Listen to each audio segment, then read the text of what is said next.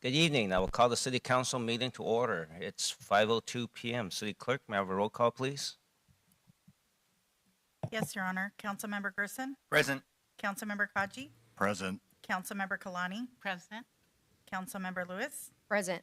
Councilmember Matucci, Here. Councilmember Shea, Present. Mayor Chen. Present. The council will now recess to close session to confer with the city manager and city attorney on agenda matters listed under 13A, real property, conference with real property negotiator, and 13B, conference with labor negotiator. A closed session on these matters is authorized by California Government Code Section 54956.8 and 54957.6. Thank you.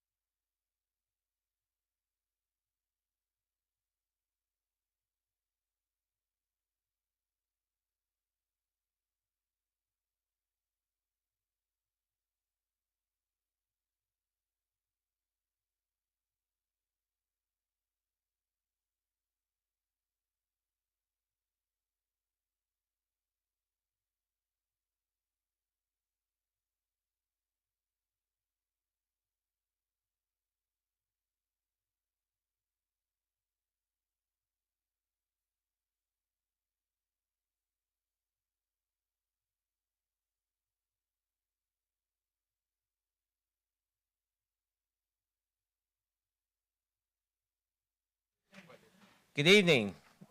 I'll now reconvene the City Council meeting. It's 6:48 p.m. I'd like to welcome everyone joining us in the council chamber, along with everyone watching remotely. We have been in closed session. City Manager, do we have any actions to report out? Good evening, Your Honor. No actions to report. Thank you. Thank you. Moving on to item 2, flag salute and invocation.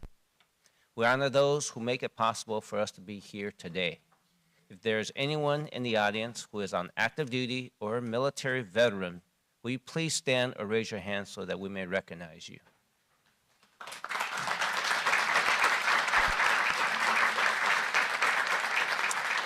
Please remain standing and all rise, and Councilman Gerson will lead us in the flag salute and Councilman Kaji in the invocation.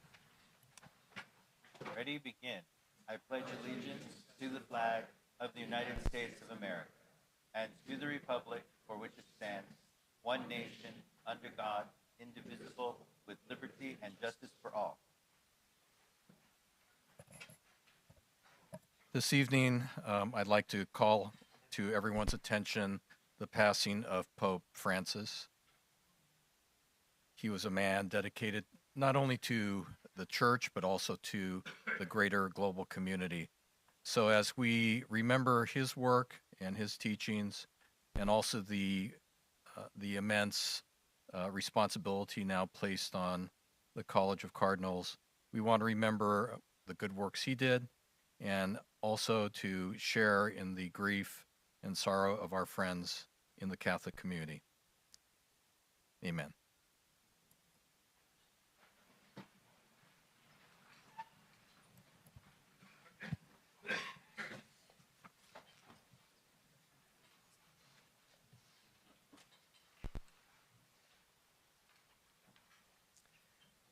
Moving on to item 3, announcement of withdrawn, deferred, or supplemental items.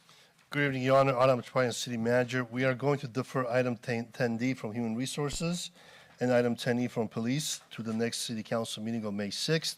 There are supplemental materials for item 8B from City Manager to adopt resolutions setting forth changes regarding hours, wages, and working conditions for elected officials.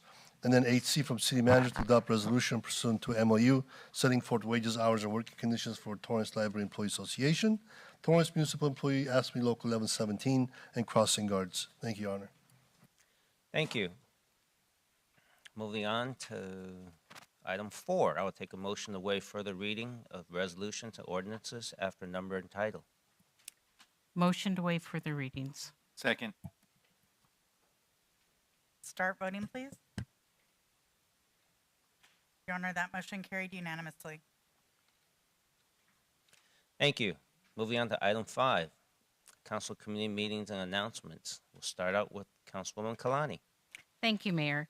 The Employee Relations and Public Safety Committee will meet on Thursday, April 24th, 2025 at 4 p.m.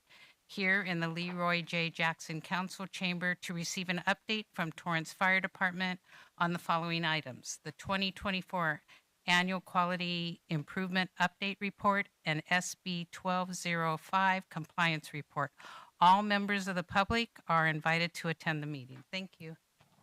Thank you. Now I'll make the next announcement on Social Service Commission's Toiletry Drive. The Social Service Commission is hosting its annual Toiletry Drive from May 1st through May 15th, 2025. The Toiletry Drive assists people experiencing homelessness in the city of Torrance. Collection bins will be available in the City Hall lobby, the Permit Center, and the Katie Geiser Civic Center Library. Welcome donations of new and full-size items, including sweats and t-shirts, socks, shampoo and conditioner, toothpaste, body wipes, deodorant, and more. To view the complete list of requested items, please visit torranceca.gov/help others. If you have questions, please call 310-618-5880 or email, and this is just one string, Social Services Commission @torranceca.gov. City Clerk? Thank you, Your Honor. The City of Torrance is currently accepting applications for all city commissions and the SST Committee. Commission appointments will take place at the City Council meeting on Tuesday, June 17th, and the application deadline is Thursday, May 8th by 5 p.m. Applications are being accepted at the city clerk's counter via U.S. mail or email to cityclerk@torranceca.gov. Postmarks are not accepted. Applicants must be an elector of the City of Torrance and have completed commission certification training within the last 2 years to be eligible for appointment. Commissioners applying for reappointment must also be current on Ethics AB 1234 and non-supervisory harassment prevention training. For more information, please visit torranceca.gov/government/commissions or call the Office of the City Clerk at 310-618-2870. Thank you, Your Honor. Thank you. Moving on to item 6A. The City of Torrance has a long tradition of honoring members of the armed forces. Since 2012, the Hometown Heroes Military Banner Recognition Program has allowed the community to say thank you to the Torrance residents serving in the armed forces in active duty as veterans or veterans who have passed. Tonight, we're proud to introduce 30 new banners in the 2025 Hometown Heroes program. We thank each of them for their dedicated service. At this time, I'll turn it over to staff to begin the presentation.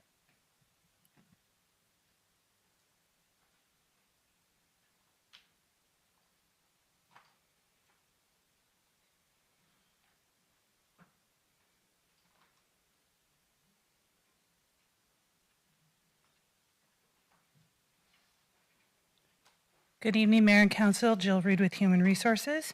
Thank you for the opportunity to introduce this year's Hometown Heroes honorees. First, I will introduce banners that are in memory of veterans who have passed. Albert Coast, Army, sponsored by the Jimenez family. William Yamaka, Navy, sponsored by the Wakuzawa and Morales families. Stephen Medvid, Navy, sponsored by the Medvid family. Richard Beecher, Navy, sponsored by the Beecher family. James Jim Luke, Air Force, sponsored by the Moreland family. Ronald B. Zarsky, Army, sponsored by the Zarsky family. Frederick D. Zarsky, Navy, sponsored by the Zarsky family. Next are banners to thank veterans who have served. Laura Stein, sponsored by the Stein family. Terry Fujinaga, Army, sponsored by the Fujinaga family. Thomas P. Martin, Navy, sponsored by Shana Martin. Stephen Prine, Coast Guard, sponsored by Moog, Inc. Charles S. Greenwald, Air Force, sponsored by the Greenwald family. William J. Wall, Army, sponsored by the William T. Wall family. Samuel Molesbury, Navy, sponsored by the Molesbury family. Roy Nitschner, Army, sponsored by the Nitschner family.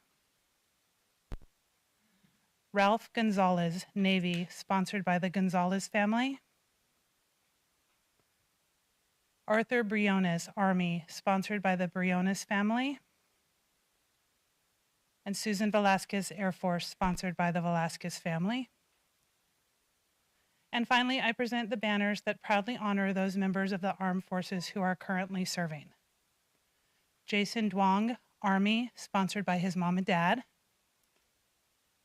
Christian Juarez, Army, sponsored by Alyssa and Sharon. Gina Sands, Army, sponsored by the Sands family.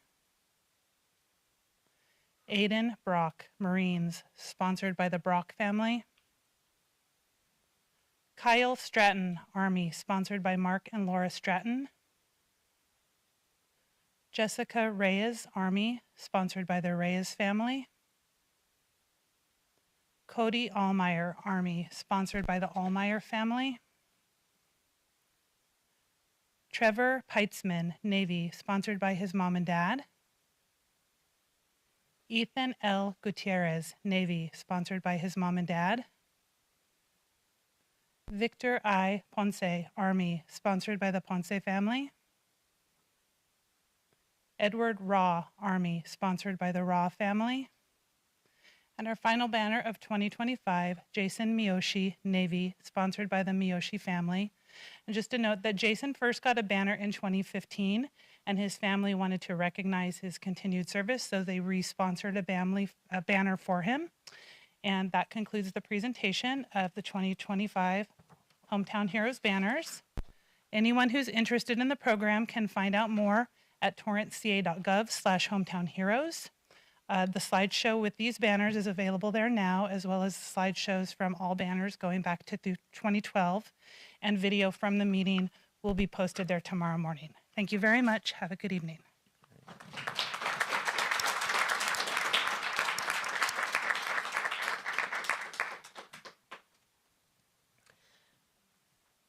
Thank you, Jill.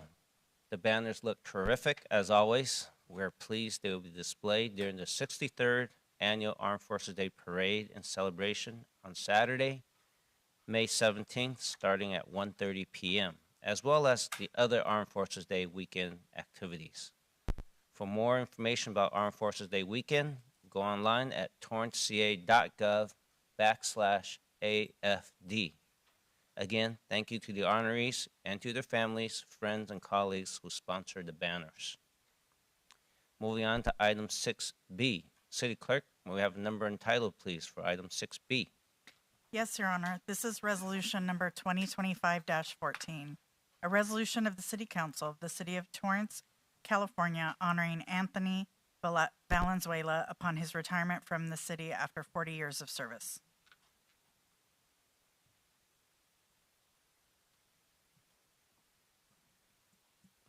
Motion to adopt resolution 2025-14.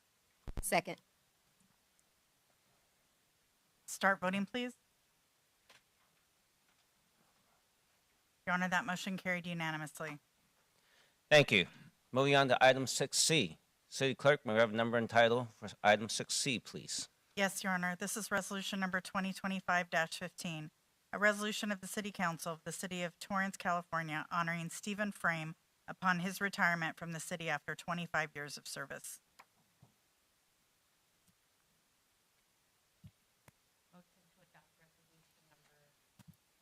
Pardon me? Motion to adopt resolution number 2025-15. I second the motion. Start voting, please. Your Honor, that motion carried unanimously. Okay. Let's see. Moving on, we're actually moving on to oral communications number 1. This portion of the meeting is reserved for comments on items under the consent calendar or items that are not on the agenda. Under the Ralph M. Brown Act, City Council cannot act on items raised during public comment, but may respond briefly to statements made or questions posed, request clarification, or refer the item to staff. Speakers on the orals are limited to either oral communications number 1 or oral communications number 2, and no longer than 1 minute per speaker. Time starts when you step up to the microphone. If presenting handout material to the council, please provide 11 copies to City Clerk before speaking. Handouts will be distributed while you speak. City Clerk, do we have anyone who signed up? Yes, Your Honor, Michelle Rand. Okay, it's 7:02 at this moment.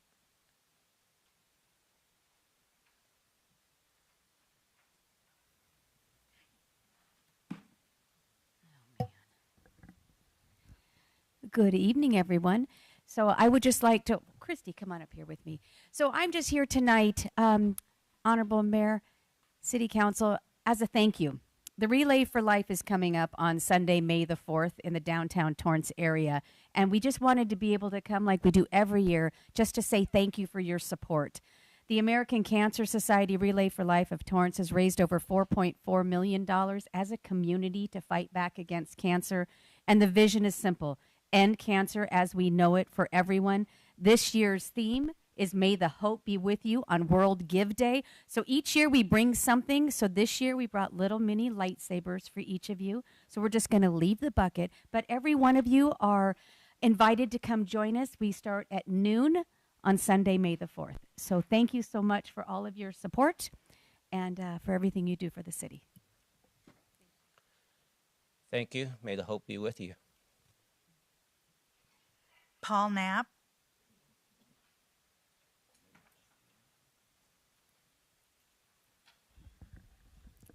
Hello, Mr. Mayor and Council. My name is Paul Knapp. I live at 906 Torrance Boulevard, and I worked here in City Cable for 25 years. And a lot of people would ask me if I lived in Torrance, and I said, no, I live on Torrance. But anyways, my wife passed away last week, so I just make an announcement that memorial service is at Saturday, May 31st, 11 a.m. at the Center for Spiritual Living, 907 Nob Hill Avenue. It's in Redondo Beach. And I've given the information to Jen, so thank you. Thank you, Paul.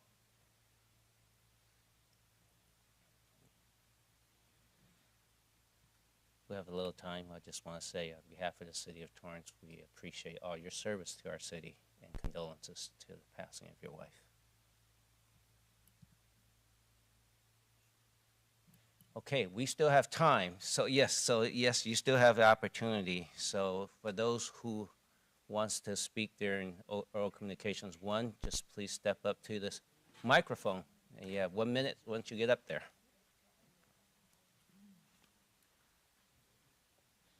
Hello, thank you. I've actually come across a permit issue with what we're allowed to have chickens in our backyards for single families.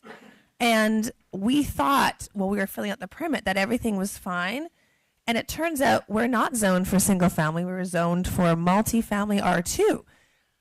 We have 3 little wartime houses on a huge lot, and all the neighbors are for the chickens, want to be part of this thing.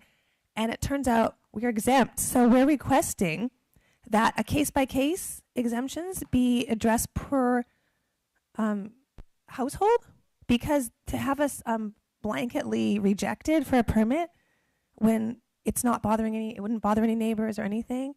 So is this something that we could open up for consideration? Is this?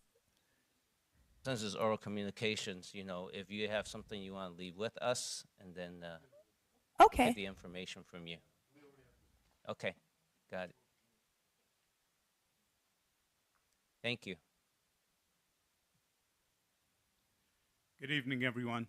I'd just like, again, to say how much I appreciate these Hometown Hero banners. And by the way, these are big, giant portraits, colored portraits of our family members that fly proudly above the streets of Torrance.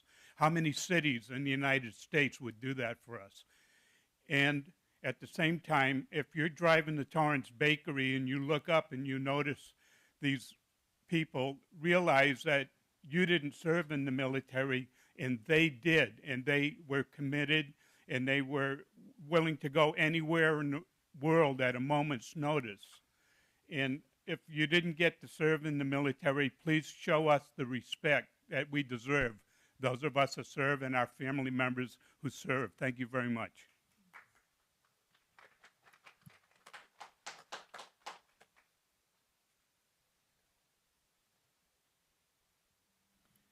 Hello, City Council. Thank you for listening. My name is Carmela Blanchard. I'm a resident of Torrance, California. I live in the west side of Torrance. I live between the streets of 190th Hawthorne, Inglewood Avenue, and Del Amo. Over the last year or so, there have been a lot of drone activity in my neighborhood. There have been consistent drones flying in the neighborhood. flying low, hovering around the neighborhood. And I did send an email to, I think, Mrs. Bridget Lewis, who is, I think that's who's over my area, and have not heard anything back. But I was wondering if there was any way to address this drone problem. I'm not sure what next steps to take. Thank you. You know, what I would suggest is we could have someone from staff just get your information right now, and our staff will follow up and at least get back to you, close the loop, whether it's, you know, our drones, you know, or whatever it is, we'll get back to you.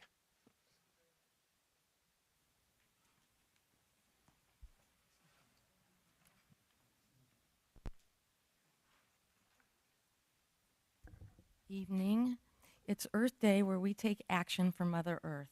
All aspects of the environment, social, emotional, and physical aspects that can be positively impacted if we work together and individually. As Mother Earth is in crisis and needs healing, so do we, as we are part of nature, not separate from it. We also seek healing for the murder of Christopher DeAndre Mitchell. We come to Torrance to stand with his family and his mother's sister, Sherilyn, to demand justice. Create an independent civilian oversight committee. Meaningful civilian oversight is proactive, independent, community-driven, empowered, transparent, individualized, and investment in the community and an iterative process. Thank you.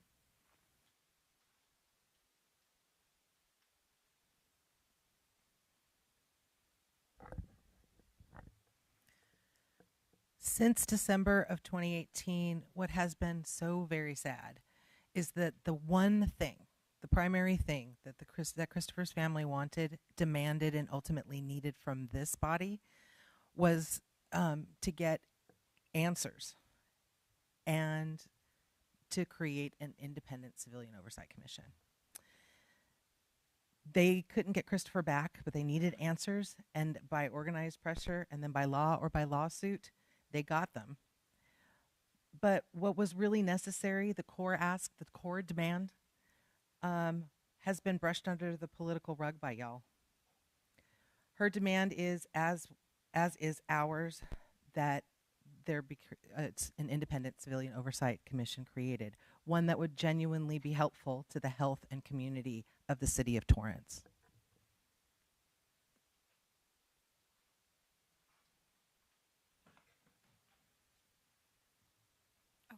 Hello, my name is Florina Ravundra. I work at Behavioral Health Services, Inc. I'm the Prevention Outreach Specialist. What we do is we educate the community on substance use and other drugs. Just wanted to give you a reminder or invite for those who haven't heard.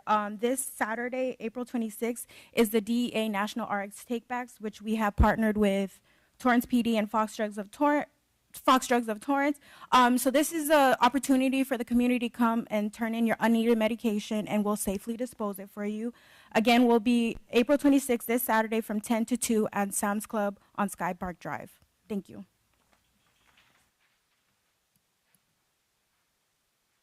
Anyone else?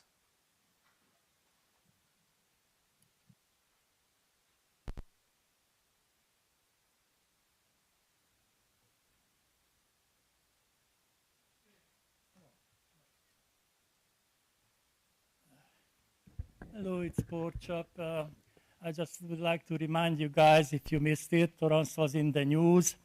The two police officers who did the texting scandal, you know, and painted the swastikas, you know, pleaded guilty after all this time for 2 felony counts. And guess what they got, Matucci? Guess what they got? 2 years probation. The good thing is they're not going to have guns, and they cannot have a job in Torrance. I'm not Torrance, in California, but they can go to Nevada or any other states. So 2 felony counts, they pleaded guilty, ex-Torrance police officers, and they got probation. That's a nice thing. I was going to say one more thing. Keep making those videos. You know, those 30 seconds, 1 minute videos, those are excellent. It shows how stupid you are. Your time is up, sir. Anyone else wish to speak?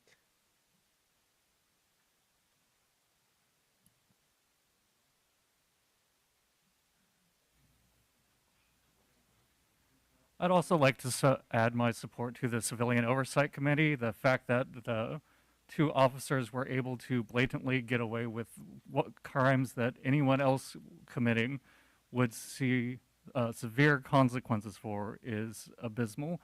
I'd also like to ask that the Torrance City Council itself amend how these oral communications go. The fact that it's a one-sided the audience states a thing and has no interaction or communication with the council or representatives does make it a lot more difficult for us as a community to actually voice our concerns and our opinions and to have these public forums as a dialogue space that is much needed.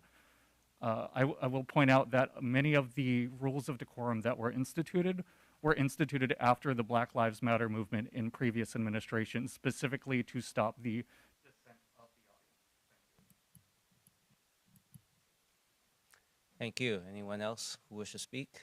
We still have a couple more minutes. If not, we'll move on to the consent calendar. Do any members of the council wish to pull any items from the consent calendar? Yes, sir. Yes. I would. Which one? I would like to pull 8B as in Bravo and 8G as in George. Golf. Okay. 8B and 8G. So let's start out with 8B then. And maybe I'll take a motion to approve all items on the agenda with the exception of 8B and 8G. Motion to approve the consent calendar in its entirety with the exception of 8 Bravo and 8 Golf. Second. Start voting, please. Your Honor, that motion carried unanimously. We're on 8B. Thank you, Mayor.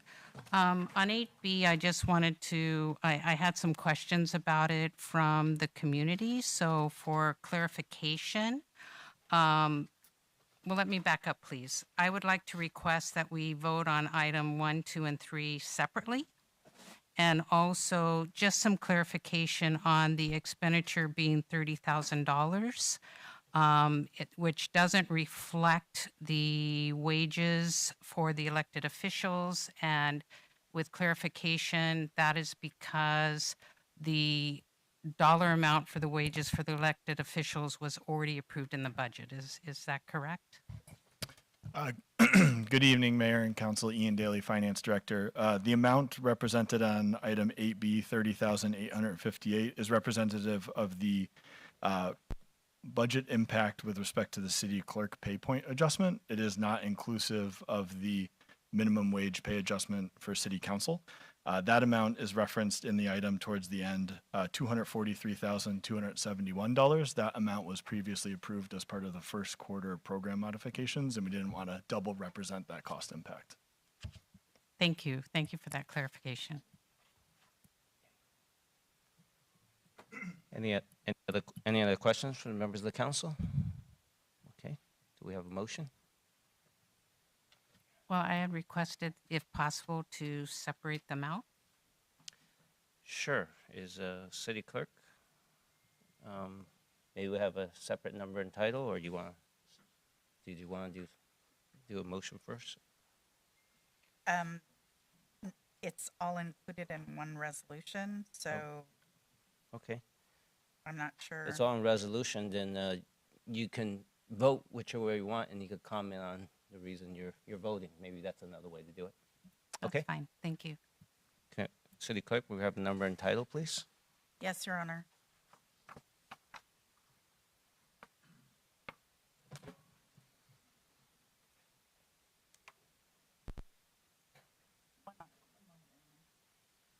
did not write the resolution number on there. This would be resolution number 2025-16. A resolution of the City Council of the City of Torrance setting forth wages, hours, and working conditions for elected officials beginning February 3rd, 2025, and repealing resolution number 2023-29. It's in its entirety. Move to adopt resolution 2025-16. Second. Start voting, please.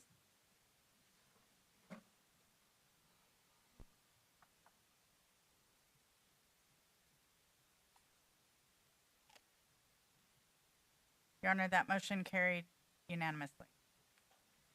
Go ahead, Councilwoman Kalani. Thank you. I just want to explain my vote. I did vote yes because I am in concurrence with 2 and 3, but I did not support item 1. Thank you. Okay. Thank you. We're on item 8G.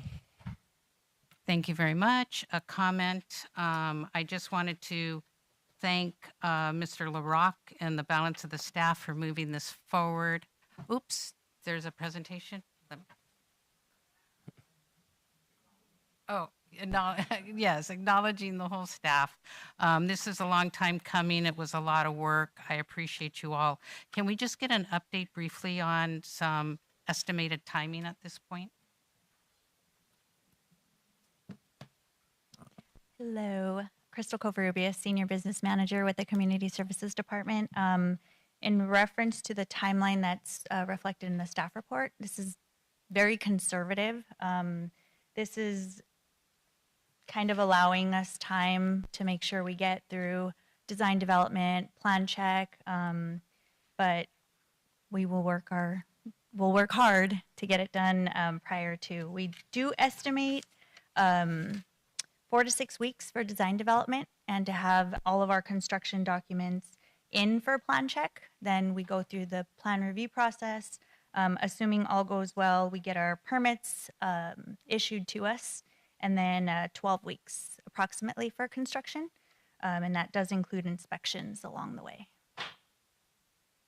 Thank you very much. I think there's probably a lot of people celebrating right now. So thank you for everything you've all done. Appreciate you. Crystal, maybe you could stay up there. Sure. Because I was going to pull this one as well. So I looked at the estimate from the vendor that we're going to use. I think Bainon, and it looks like the actual work once they start is roughly 2 months. Does that sound about right? Yeah. Well, about 12 weeks we're estimating, and that's again conservative, just to allow us time. I didn't want to overpromise anything. Oh, of course, you always want to underpromise, over-deliver. I understand that philosophy. I guess what I'm getting at is one of the reasons why I pulled this item is because that piece of grass over there is vacant grass right now, and there's not a whole lot to move. Maybe 1 or 2 trees, and all the inspection and permit is from our own department. So I guess in my simple mind, we have home court advantage. I was hoping, looking for a little bit, not too much padding, so that we can, all the way to the end of September. That is there room? I know you don't want to commit in public, but it just seems like it's way, way heavily padded. I don't know if does our city staff think we could do better? Your Honor, Autumn Prime City Manager, we can always do better. That's our goal. As staff said, we want to be able to allow adequate timing for all the process to work through.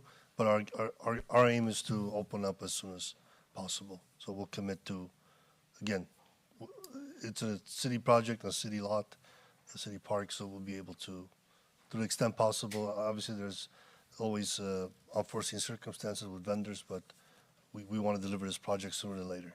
Great, appreciate it. I think Thank you. I think we're all in agreement. We just want to expedite it because it's not like we're breaking down an old project. It's we're building on something that's kind of flattish already. Mhm. So thank you for that. Absolutely. And I can say that for other projects, we, Community Services, as a department, has received a lot of support from other departments to make sure that projects are getting completed on time. So I think this one should be no different. Okay. Thank you. All right. Councilman Sheikh, you have a question? Yes, thank you, Mayor. First of all, thank you for the community for speaking out. Thank you for your information. I just wanted to understand, yes, the timing is pretty conservative about the amount. This is about $1.6 million, the cost for this, and we're taking this from our general fund, correct? Yeah. How hopeful we are that we will Sir, please do not yell out from the audience in the back. Please do not yell out in the back. You keep yelling or talking from the back. This is your last warning. I'm going to have to expel you. Thank you, Mayor. So my question is, we're asking $1.6 million, how conservative this amount is. Will we be able to complete this 8 pickleball courts with that amount? And just your information. Yes, thanks. Yes, staff is fully confident in this amount. This is because this is a design build construction project. We do have rough order of magnitude numbers once we start doing our pre-construction surveying, soils reports. Will refine the budget a little bit more. There is also padding in the budget. We do have a contingency amount of that $138,738. I'm looking to not have to dip into that contingency amount, but it is there just in case. But thank you. I would also like to thank Councilman Kalani for bringing that up. This is important for our community, and thank you for the staff to raise their voices, and they want it, and we used our SST funds to wish their whatever they wanted to wish for. Thank you. Yes, you're welcome. Thank you. All right. Okay, it looks like Councilwoman Kalani has a motion. Absolutely. With excitement, motion to approve item 8G as in golf. Do we have a number and title for this at all? Okay.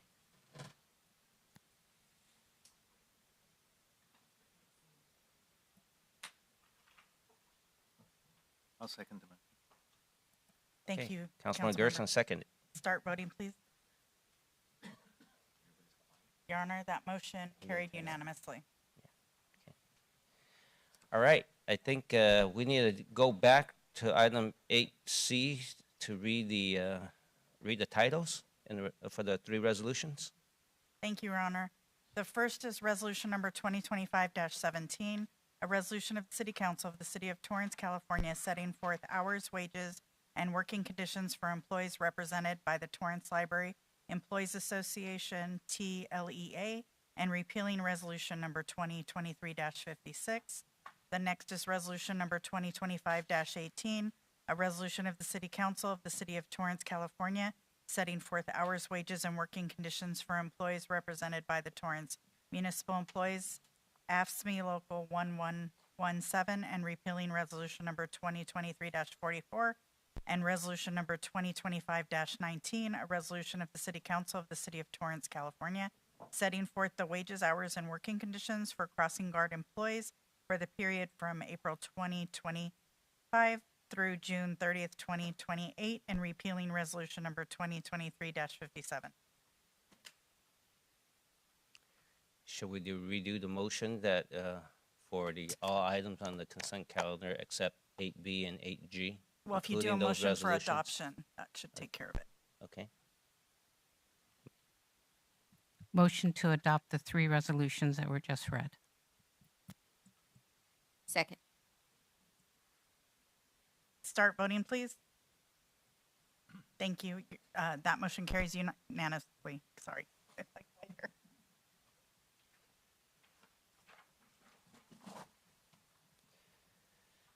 Okay.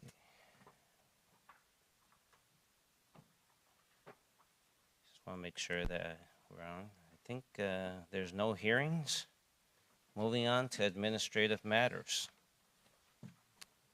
Item 10A from the city manager. Is there a staff presentation? Good evening, Honorable Mayor and Council. Irene O'Neill, Management Assistant in the City Manager's Office. Item 10A is a recommendation of the City Manager to approve the updated public health services contract with LA County Department of Health and to delegate the execution of said contract to the City Manager. Many of the county's existing public health contracts, including Torrance's, have become outdated. This is largely due to changes in the California Health and Safety Code, as well as the 2006 separation of the Department of Public Health from the Department of Health Services. To address these changes, the county is requesting that all 85 cities currently under contract, including Torrance, sign updated contracts. These revised contracts are designed to reflect current laws and remove outdated and obsolete language. Previously, City Council voted not to pursue the creation of a municipal health department, and as a result, Torrance must proceed with the updated county agreement to ensure continued provision of public health services. The revised terms do not eliminate or reduce any health services, and the level of public health support Torrance currently receives will remain unchanged, and services will continue to be provided at no cost to the city. The new contract also includes an evergreen clause, which means that the contract will continue to be automatically renewed each year unless terminated by either the city or county. For historical context, Torrance's original contract with the county was adopted on June 24th, 1958, through resolution number 3491, and was revised on July 30th, 1963. Since that time, the original contract has seen little change despite evolving legal standards and public health practices over the past 7 decades. To modernize this agreement and ensure alignment with current laws and public health standards, the county has issued an updated contract that incorporates revised statutory references and reflect today's public health protocols.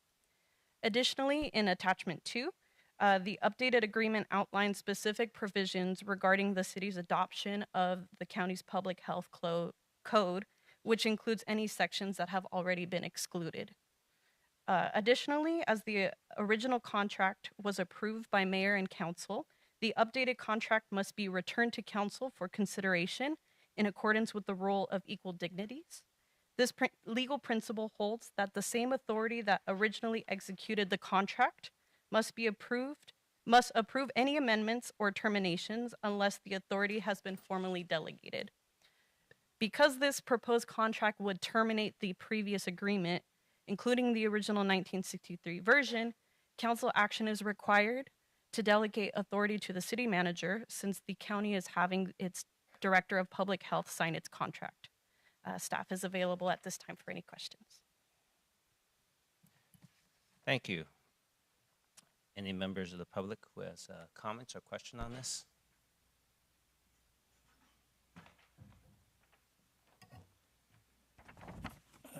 Hello, everyone. This is Andy Porchop. I hope you can hear me. This is a great idea to approve the contract with the LA County Health Department because this costs the city nothing and comes with the services. And I hope Matucci votes for it because, you know, he wants the Torrance private thing, but he's so smart, you know. He shows that every time he speaks, he did not go to college. What else? This is great, you know, America is great. We get the free service from the LA County. I don't have to worry about my health, you know. I'm gonna die no matter what, you know. Even the Pope died. I don't know how that happened.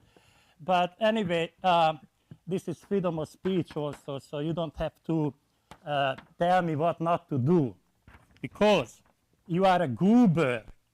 Goober. Thank you.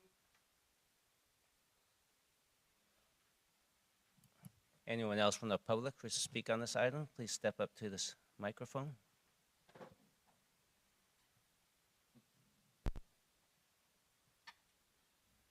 I don't see any. Any members of the council who has questions or comments on this item, please click in. I don't see any. I do have one question, Irene. Page 15 of the staff report. I think paragraph C. I was thinking about some of our state advocacies, things we did in the past with our experience with like, you know, the sidewalk vending when we were seeking approval to do enforcement. I'm looking at paragraph C where one part that says, all persons employed in the performance of such public health duties, functions, and services for cities shall be county employees or personnel and not city employees. I'm wondering if there's a way we could modify that language should we get the okay from state to do certain types of enforcement. Are we still interested in that, or this will just remove us from that possibility? Mayor, council members, if I may take this, Michelle Ramirez, Community Development Director. Actually, that's actually in the state law. So it wouldn't matter what the county law says. The state law actually says you have to be a official of a public health department in order to confiscate food or to do any of that type of inspections. So regardless if it was changed at the county level, the state law would need to change because the city employees still would not be a county official. Okay, so that means if by chance the state changes the law, then we'll have to, I guess, reopen this contract per se? No, if the county changed the law, it would be to change it to allow cities that ability to do it themselves. And so we wouldn't have to change that part of it. We would still probably use them to assist us as needed, because we just probably wouldn't have the staff to do it always by ourselves, depending how much was out there. Right now, though, we're very fortunate because of the county assisting us at the level that they did, that you're not seeing those problems that you once did see. And our current code enforcement officer is able to handle them very quickly when they do pop up now. All right. And then on page 18, I think if I read it right, termination for convenience. That means if should the situation in our city or county changes, we can terminate with a 6 months notice prior to July 1st, or the following July 1st. Yes, how I that's read correct, that? Mayor. Okay, got it. Okay. Anyone else have comments or questions on this item? If not, I'll take a motion to concur with the staff report. I believe there's no resolution here, right? So moved. Second. Start voting, please. Your Honor, that motion carried unanimously. Thank you. 10B from the Community Service Director and General Service Director. Is there a staff presentation? Good evening, Honorable Mayor and members of the City Council. Crystal Covarrubias again, Senior Business Manager with the Community Services Department.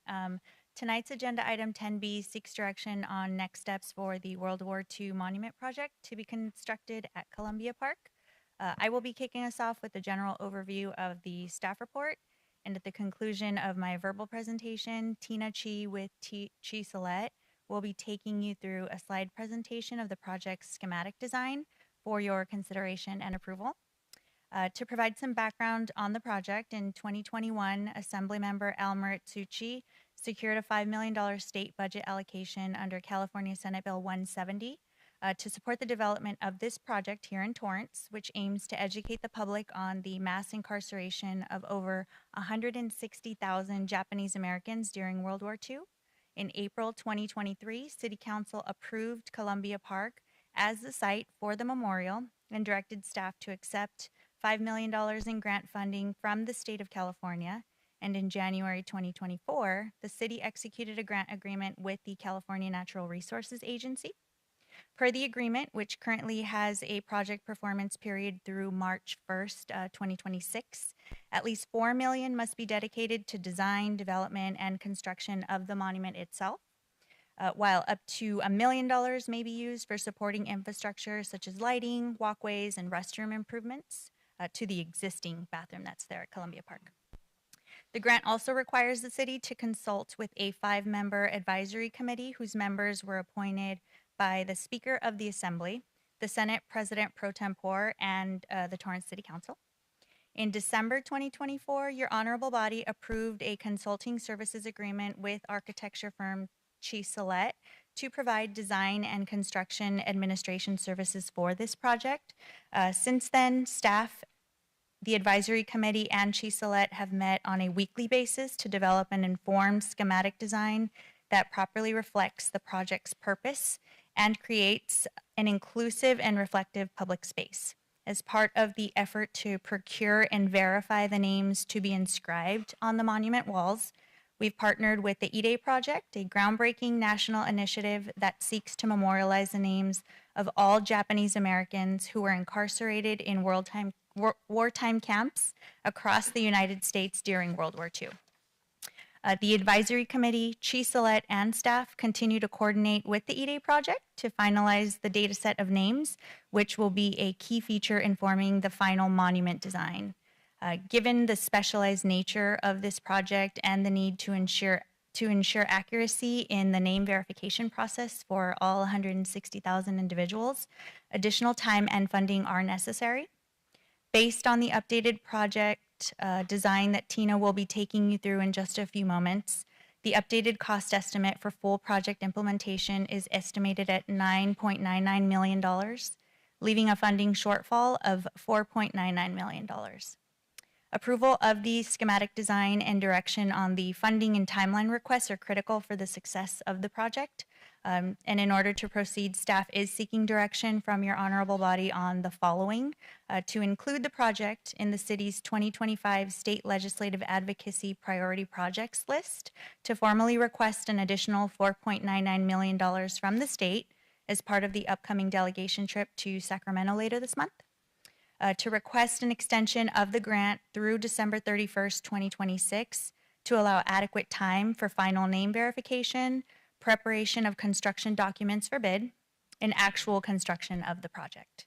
To explore alternative funding strategies, which may include other federal, state, or regional grant opportunities, public-private partnerships, or allocation of general fund resources as part of the upcoming fiscal year 25-26 budget cycle. And then lastly, to authorize staff to proceed with preparation of construction plans and specifications for the state's review and approval, which is a requirement under the current terms of the grant in order for us to receive any funding from the $5 million that's already been allocated to us. At this time, it's my pleasure to turn the floor over to Tina Chi with Chisolette to present her design for the project, and then we'll bring it back to staff for further discussion thereafter. Thank you.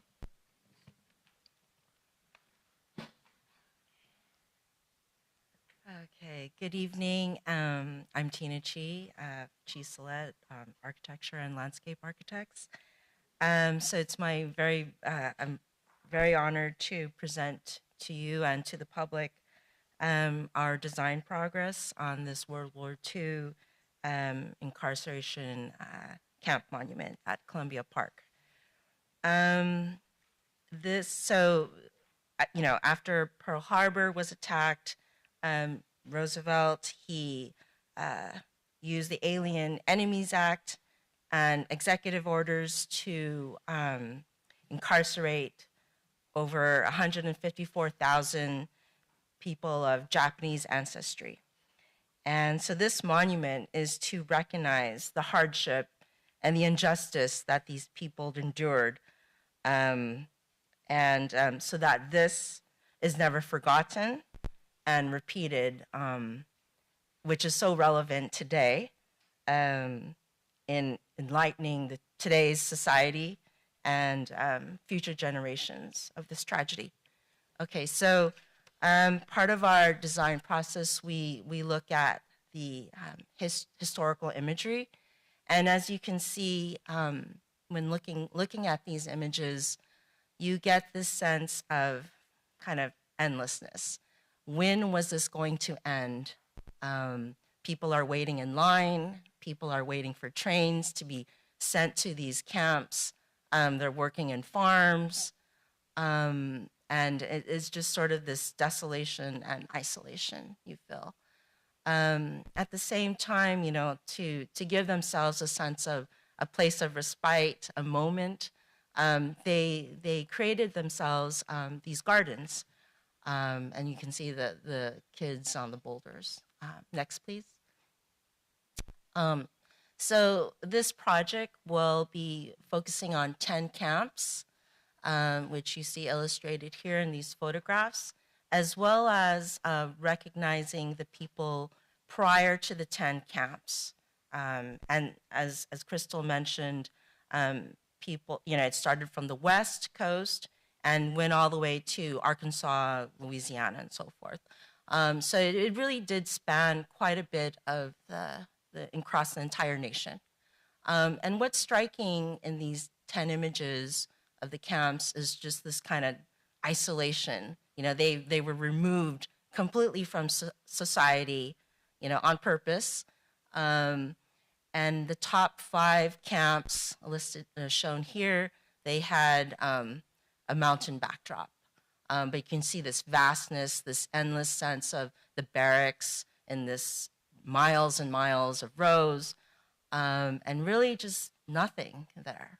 And so completely stripped of everything. Next. So a couple of reference projects just to give ourselves a sense of scale and what this monument really needs to rise to this challenge.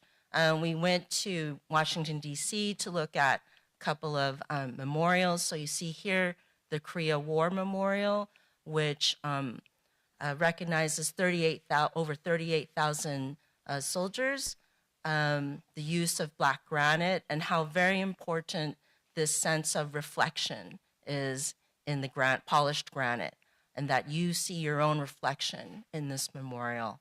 The letters are about, I think, 3/8. I can't quite read there. But anyways, that is going to be something significant in determining the size of the monument. Okay, next, please. We also visited the Vietnam Memorial. That's 58,000 names. The entire length of the memorial is 500 feet. It starts very low, as you know, and then rises to an apex of about 10 feet. And again, the use of black granite that's polished. And the font size is about a little bit smaller than 1/2 inch. Very, very legible. Okay, next, please. We also thought about the 9/11 Memorial, again in granite. But what's different about this one is that because it's in an urban setting, you know, the use of trees and lawn really helps create that sense of tranquility, a place of reflection, a place of gathering. And so we thought this was also very important. Next, please. Oh, okay. So this is an artwork, and this is at UC San Diego. We thought this was interesting because it's an artwork that is over, I'm not sure how long it is, but perhaps 1,000 feet of pavers. And so as students are traversing through the campus, they have moments of reading something that can inspire them, that can create reflection. And so this is another opportunity, besides the use of walls, to use the pavement as another way to create thought as one traverses through the monument. Next, please. So our concept is 10 lines representing 10 camps. And as one walks through these 10 lines, there are moments of history that you encounter through the paving. There are quotes, perhaps quotes from the people who endured these camps, so that as one is walking through, you get to know the people beyond their name. You get the sense of what they experienced in the 3 years that they were at the camps. Surrounding the monument would be a forest to create that sense of context, given that it's a Columbia Park along a quite busy street. We want to create a place that's tranquil, that's creates reflection, gives you a sense of pause. And then at the end of traversing through these 10 lines and camps, there's a hilltop that gives you a moment to look back onto what you have just experienced, reminiscent of the hilltops of 5 of those campsites. Okay, next, please. So this is Columbia Park. The site is primarily at the kind of upside down L shape. There are a number of trees there. We would like to preserve as many trees as possible. We are very conscious of the fact that, Prairie Avenue and 190th, it can be a very busy intersection. There's traffic, there's noise possibly. We're also conscious that the monument needs to be adjacent to parking and to have be a short distance from restroom facilities. So those are some of the constraints we have. The site has a bit of topography. It actually goes up to 6 feet high. And so that's also another constraint we're looking at. Next, please. So this is a site plan. So you can see the monument.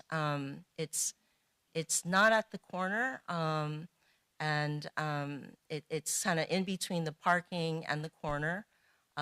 It's close to the restroom facilities, existing restroom facilities, which we are adding 2 new single units to. The reason why we chose this location is for those kind of practical reasons, but also because we want to be able to create some kind of berm or mound to create a quiet place by making a berm at the corner of the site. And so also one of the things that is very important in looking at the historical imagery is this sense of flatness that you see. And so we felt strongly that the monument itself needs to be relatively flat. And then you have these berm forms that create this kind of soft enclosure as well as the trees. And so it has a kind of, soft enclosure, because one of the things that's important is this is in Columbia Park. We have to respect the fact that this is a public park. People are going to, have passive recreation, active recreation, and yet we want to create a very tranquil, reflective space for this monument. So we need to create a way to have these 2 coexist here at Columbia Park. And so this forest of trees and this berm form help us do that. Next, please. Okay, so the entry to the monument is where this red dot is at the left. It's very close to the parking. So if one is arriving by car, you immediately see where the monument is. If you're arriving by foot in the neighborhood, you'll see in the views that we'll take you through, you'll walk on the existing pathways of the park and arrive to that entry. And then these, the 154,000 names, they are engraved over a series of walls. There are 370 panels of 4 foot by 9 foot high. The total length of the walls, double-sided, is 740 feet long. So that's 2 football fields, for example. In terms of the just kind of physical attributes of the monument itself, it's about 65 feet wide by 500 feet long, which is the length of the Vietnam Memorial, to give you a frame of reference. And so primarily it's consisting of these walls, as I mentioned, representing the 10 camps, and then another wall that is representing it's the people who went to other camps prior to the 10 camps. And then inscribed in the paving is a timeline. So as you enter, it begins with March and then goes into October. And so you get this sense of you're traversing through time, and then where the walls are located per camp, it's also by time and geography. So you're getting a little bit of a sense of walking through this history. And then as you're looking down in the pavement, there will be quotes from people from the camps. And then there are boulders. You can take a moment, reflect, and then continue on. So next, please. So this is an overview of a rendering of the site plan. And so there are larger spaces between walls where we've put some seating, and then narrower spaces where you're meant to have a more intimate experience with the names. Okay, next, please. So a little bit of detail about how we organize the names. So something very important is the proportion, the human proportion and relationship to the wall. We're very mindful of people wanting to do a rubbing, a memento, of their loved one. And so we're thinking about that. We're also very conscious about, how many names that need to be engraved, and the kind of the lengths of walls fitting on the site. So there's a little bit of a careful balance between that. But so this is our direction with a 4-foot, 9-foot panel. We are arranging the names in a vertical format. Another thing that was very important to us was to relate to the Japanese culture by having the names written in vertical format. And you'll see a detail in the next place. So what's interesting in doing this is that it's actually very easy to find the name. You look at the top, it's all in alphabetical order with last name. So you find the name, and then you would go down, and it's quite simple. Next, please. So zooming in onto the details of the typography. So you see a sample of how this type is looking. We chose a font that is created by somebody of Japanese ancestry. The font size is 1/2 inch, so very similar to the Vietnam Memorial. And what's interesting about this vertical format is that you start to see a graphic pattern. It can be interpreted as a rainfall, a mountaintop, and even, I think, tears as well, something that is cascading. And this is naturally created by just simply through the names themselves. So we have the last name in a bolder font, the first name, and then the middle name. Next, please. All right, so the materials, we're looking at polished granite, black granite for the walls with the names, and then matte black granite we have 3 display panels that tell the history and then credits those involved with the project. Next, please.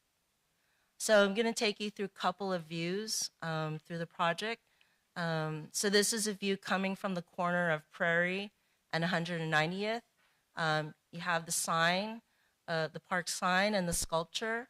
And then next, please. And then as you're moving along Prairie, you start to see the monument emerging. So the previous image had more of the mound, the protective berm from the corner. And then next, please. You're getting closer to the corner of the parking lot. And so this is where you would begin to find the entry into the monument. Next, please.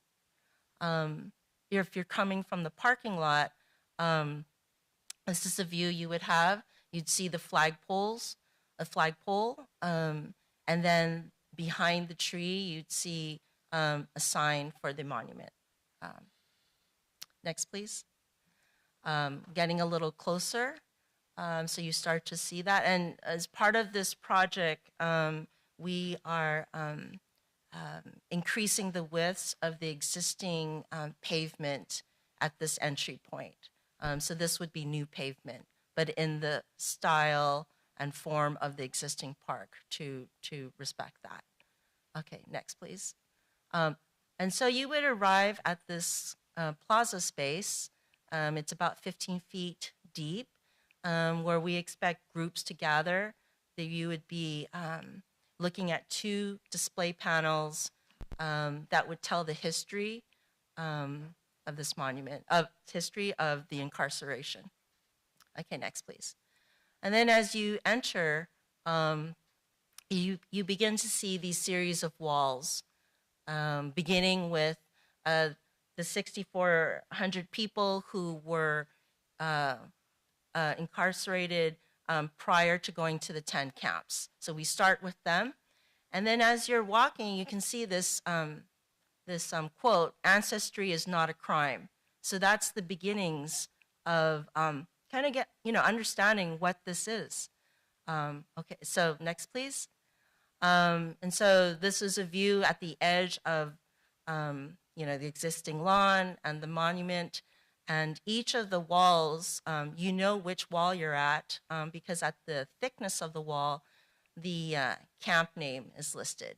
And at the floor and the paving, it will indicate the the opening date of the camp, and then at the other end, the closing date of the camp. So as you're walking, you get this sense of, this is the opening, these are the people that it had endured this, and that's when the camp closed. Okay, next, please. We tried to arrange the walls. It's as I mentioned, 740 feet, length of wall if it was just a single line, and which would obviously be very, would bear on you. And so we developed this method of creating breaks between the walls. So you're as if you were walking through a portal. You can see the other walls through this break in the wall, and it creates a sense of layering. And you can go to another wall, for example. Okay, next, please. Okay.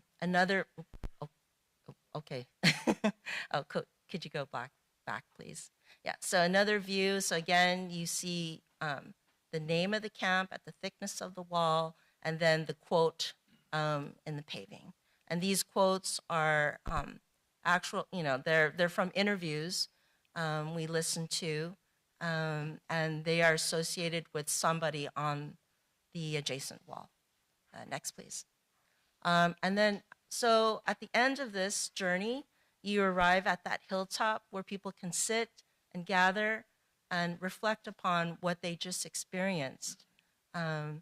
The paving space just before that can be used as a plaza space to hold about 100 to 150 people, for example. Okay, next, please.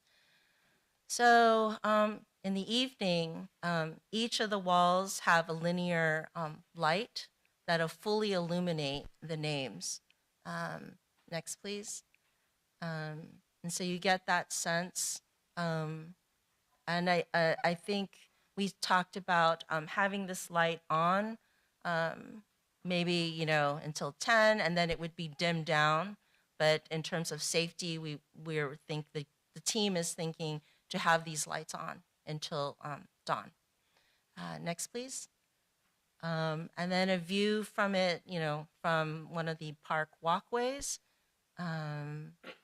Next, please.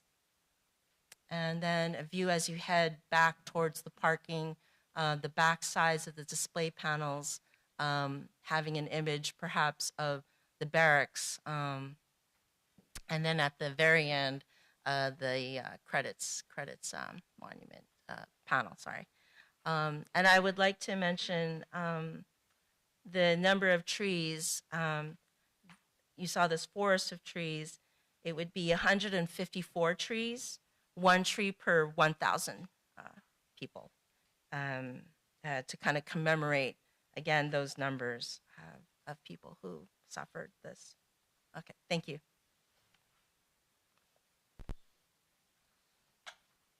I don't know if I should say.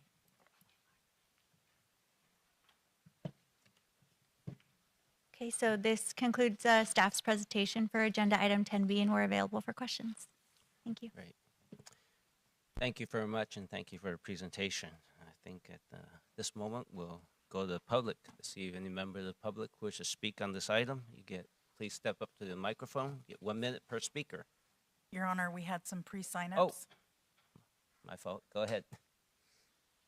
Kyoko Oda.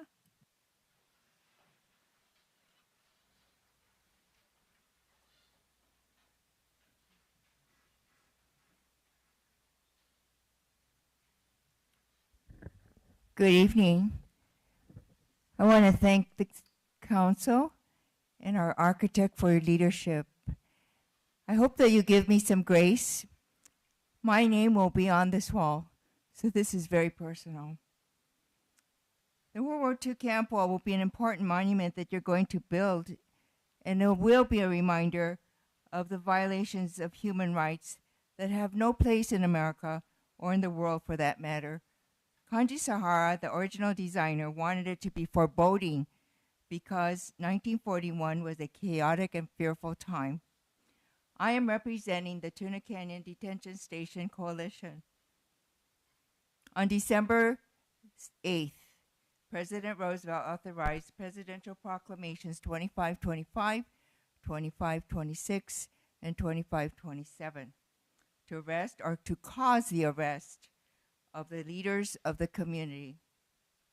During World War II, the Japanese, German, and Italian immigrants were held in places like Tuna Canyon, just 14 miles from Los Angeles City Hall.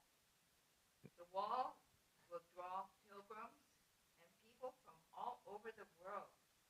Students and scholars will study its magnitude and contents.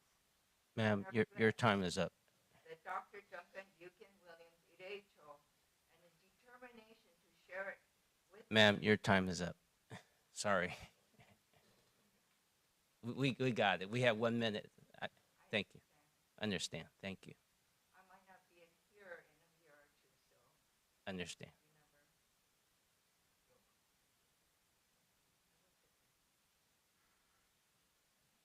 Thank you.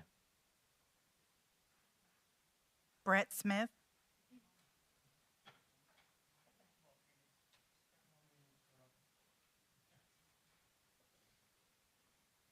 Good evening, City Council. My name is Brett Smith. I've been a member of this community since birth. I very much applaud the city in working to develop and execute this. My point tonight that I'd like to bring up is it wasn't just Japanese that were involved in the incarceration. There were other groups.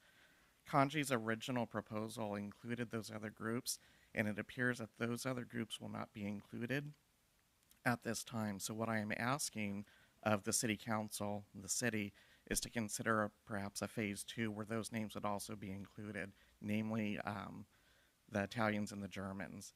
This is clearly a corrective course that is going to put the city of Torrance on the map in the world, and I think that this is something that needs to be considered a little bit further. Thank you. Thank you. City Clerk, anyone else? Alvin Takamori.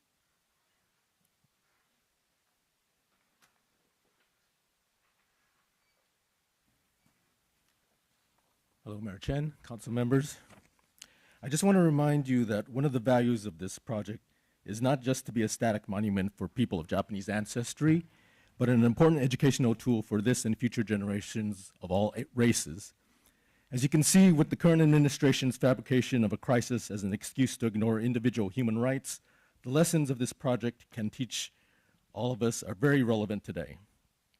With that in mind, the World War II Camp Wall organization feels it's important that we have input into the informational panels that are a part of this. Greater participation and input should increase the accuracy of the information. And the original design also had included space for changeable displays, given that history and our knowledge of the past is constantly shifting. Space for temporary displays would have been nice. But ultimately, the most important thing that I think we all agree upon is that this monument needs to be built. Thank you. Thank you. Kay Oda.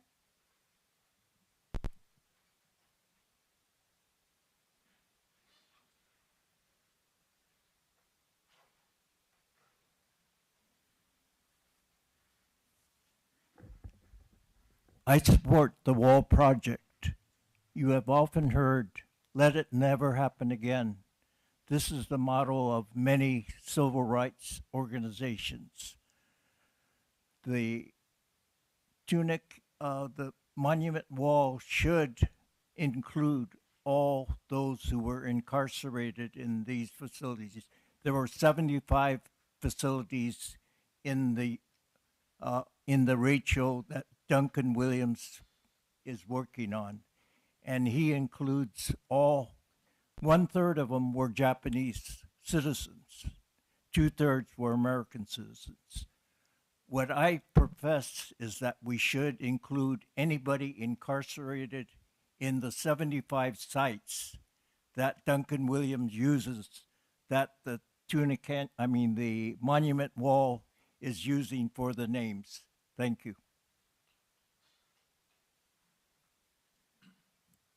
Okay, looks like we have exhausted those who submitted comments, but we still have time. So if you have not spoken, please step up to the microphone. You get 1 minute. Thank you. And my name is Jenny Chmori, and I have worked with many Asian American community organizations, the Manzanar Committee, and what have you. But, you know, I'm speaking as an individual, and I'm speaking that we need to make sure that history is presented correctly. We have heard of false histories. DEI has happened because our histories have not been presented in the schools or in the history books. I believe that all names of those who were incarcerated during World War II need to be on that wall, because it wasn't just when Japanese Americans received redress, it was not just the Japanese American community that fought for redress. It was people of all colors that understood the discrimination that happened and the unjust. And so we need to make sure that history is presented correctly. Thank you.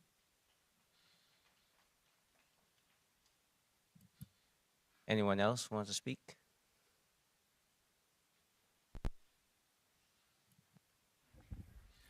Good evening, Honorable Mayor, Council, Team Torrance, community members. Thank you for your attention and support for this item tonight. My name is Russell Akiyama, and I'm one of the members of the World War II Camp Wall Advisory Committee. I would like to provide some brief comments on this topic and hopefully create some clarity around some possible confusion. As a matter of academic veracity, there is no comprehensive list of German and Italian individuals who were incarcerated in the U.S. during World War II. While Kanji Sahara hoped to include these names to be more inclusive, such a verified list does not currently exist. Dr. Williams, nor any other scholar in the U.S. has this list. Given our strict timeline and state funding requirements, we cannot delay the project indefinitely in the hope that this data will someday become available.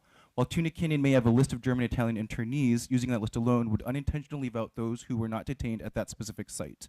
Dr. Williams' list for the monument includes all people of Japanese descent incarcerated during World War II, including Issei, Japanese Peruvians, and individuals from Latin America. It also includes their families, even if they're not of Japanese descent. This ensures we are included.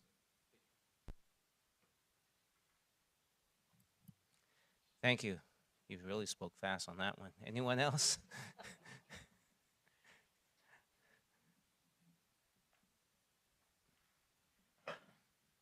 Good evening.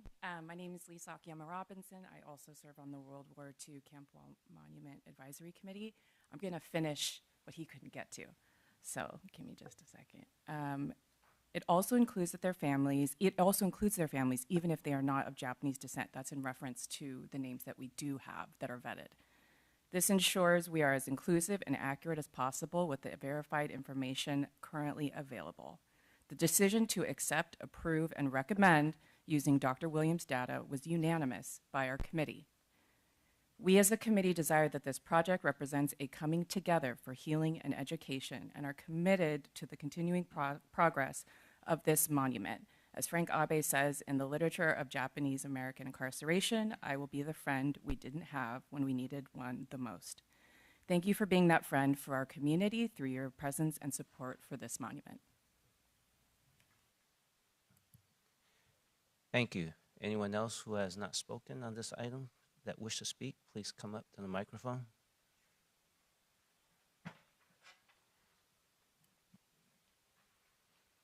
You know, Goober, I'm for this project. Thank you for looking at me when I'm speaking. Originally, I voted for this project for the very good reasons, and I'm still for this project. It's just sad to see it not one shovel was moved or not one thing happened.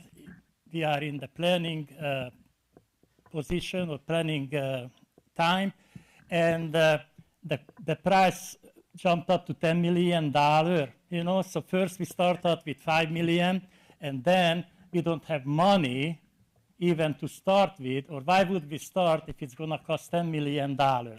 And just to tell you, the economy is tanking. So getting additional funds from the American government, you know, the US of A, it's gonna be very hard. Especially how you spend the money for microphones and PA systems, so that people have to remind you they cannot hear you. Anyone else wish to speak on this item, please come to the microphone.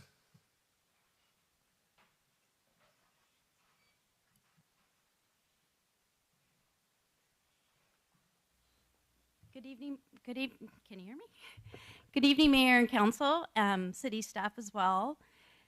We're in support of this wall. We think it's very heartwarming for us. My husband's family will be on the wall. But I also think that there's a little contentions here in respect to what's going on the wall. And I think you need to go with the grant. And if there's more money and funding for that, maybe you do go with the phase 2. So I think that's important to be inclusive. But I think you need to go with what's on the grant and move forward so that we have this beautiful, beautiful monument here in Torrance. Thank you. Thank you. Anyone else wish to speak on this item, please step up to the microphone.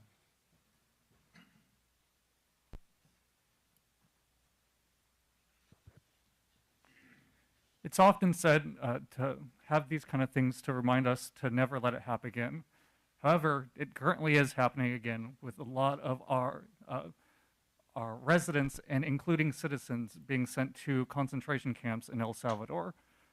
Additionally, while I'm in favor of the monument itself, the idea of it, the current design of it as a concrete jungle feels far less appealing for how the landscape is being used and how it will infringe on the park space itself. I would strongly hope that the design can be re-inlined to fit the natural aspects of the space more clearly. I will yield my time.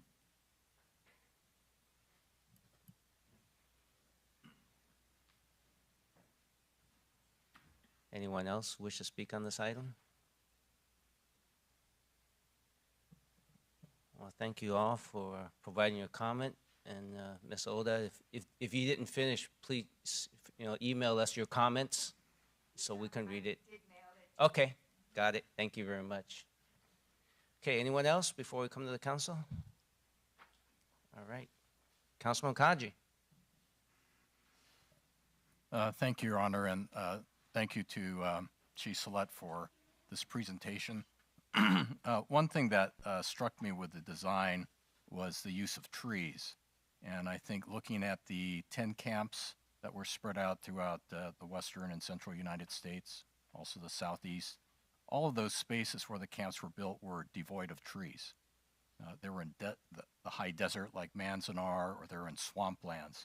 So what strikes me is that the use of trees sort of, to me, evokes what was missing from the lives of the incarcerees. But also, I'd like to go back to the difference in the construction costs of this project. I think as you heard in the staff presentation, there's a differential of approximately $5 million. In my mind, looking back at the history of the evacuation, the bulk of the evacuees came from the state of California. Most of the Japanese American population was here, both North, Central, and Southern California. But what strikes me is that the role of the government, the state government, was much different here in California than some of the other states.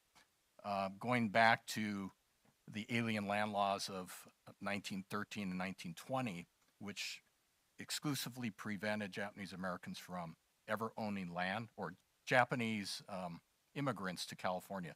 They were barred from becoming citizens. They were barred from owning land. It was only through their children who were born in California that they could actually own land.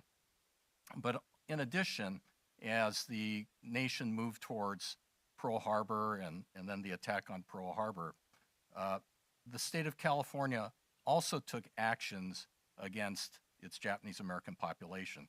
If you were a state employee working for the state of California, suddenly your loyalty was called into question by actions of the state legislature. Most of, I'd say all of those employees were summarily terminated simply because of their ethnicity. The legislature also followed up by supporting Executive Order 9066, signed into law on February 19, 1942 by President Franklin Roosevelt. The Attorney General at the time in the state of California, Earl Warren, who later became the Supreme Court Justice of the United States, took a position as the Attorney General, as an elected official whose goal or whose role was to protect the civil rights of all citizens in California. He too also absconded from his elected position by tossing in full support of the evacuation. So to me, the state of California, while it did issue a formal apology for its role in the evacuation back, I believe, in 2020, also the state Attorney General, Attorney General Bonta, issued an apology on behalf of the Office of the Attorney General for its complicity in Executive Order 9066. And also the governor of the state, Governor Newsom, issued his own proclamation about the Executive Order 9066. So to me, $5 million, looking at a state budget of over $300 billion, is small change for this state to fully recognize its complicity in the violation of the civil rights of a number of California citizens and residents. And I would hope that as our state delegation will be going to Sacramento next week, and as we meet with those legislators in Sacramento, I believe it's incumbent on this council to make this request of the state government to fully fund the project, no matter how much it costs. Because I think we know construction costs are always changing, especially in the current economy. It's always a moving target. But whatever that number is, to me, in relation to the state budget, it's a very small number. So I believe it's incumbent on the state of California to meet whatever that number is that's going to get this project built. So for myself, as a council member, also as a member of the Japanese American community, and knowing many of you in the audience, I believe that it should be continue to be the position of this council to see this project through, but to make sure that the state of California government pays up. And I think now's the time. Thank you. Thank you, Councilman Sheikh. Thank you, Mayor. I concur with Councilman Kaji. You made a lot of good points. I think the more we're going to wait, the more expensive this construction will be. I think this is the point we got to make sure we start that project as soon as possible. It is expensive. Like what my colleague said, it is time for us to reach out to our legislative. They already gave us $5 million. Had we started this 2 years ago, maybe could have been finished in for $5 million. So yes, we are going to Sacramento and we will ask to get more appropriation funding for this project. It is a very important project. Also, one of the commentators mentioned earlier, history must be presented correctly. Very well said. I have a couple of questions from the presenter. If you could please come to the dais. Thank you. Thank you so much for your hard work. Thank you for great presentation.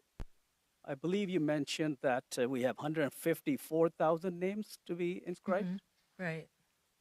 Do we have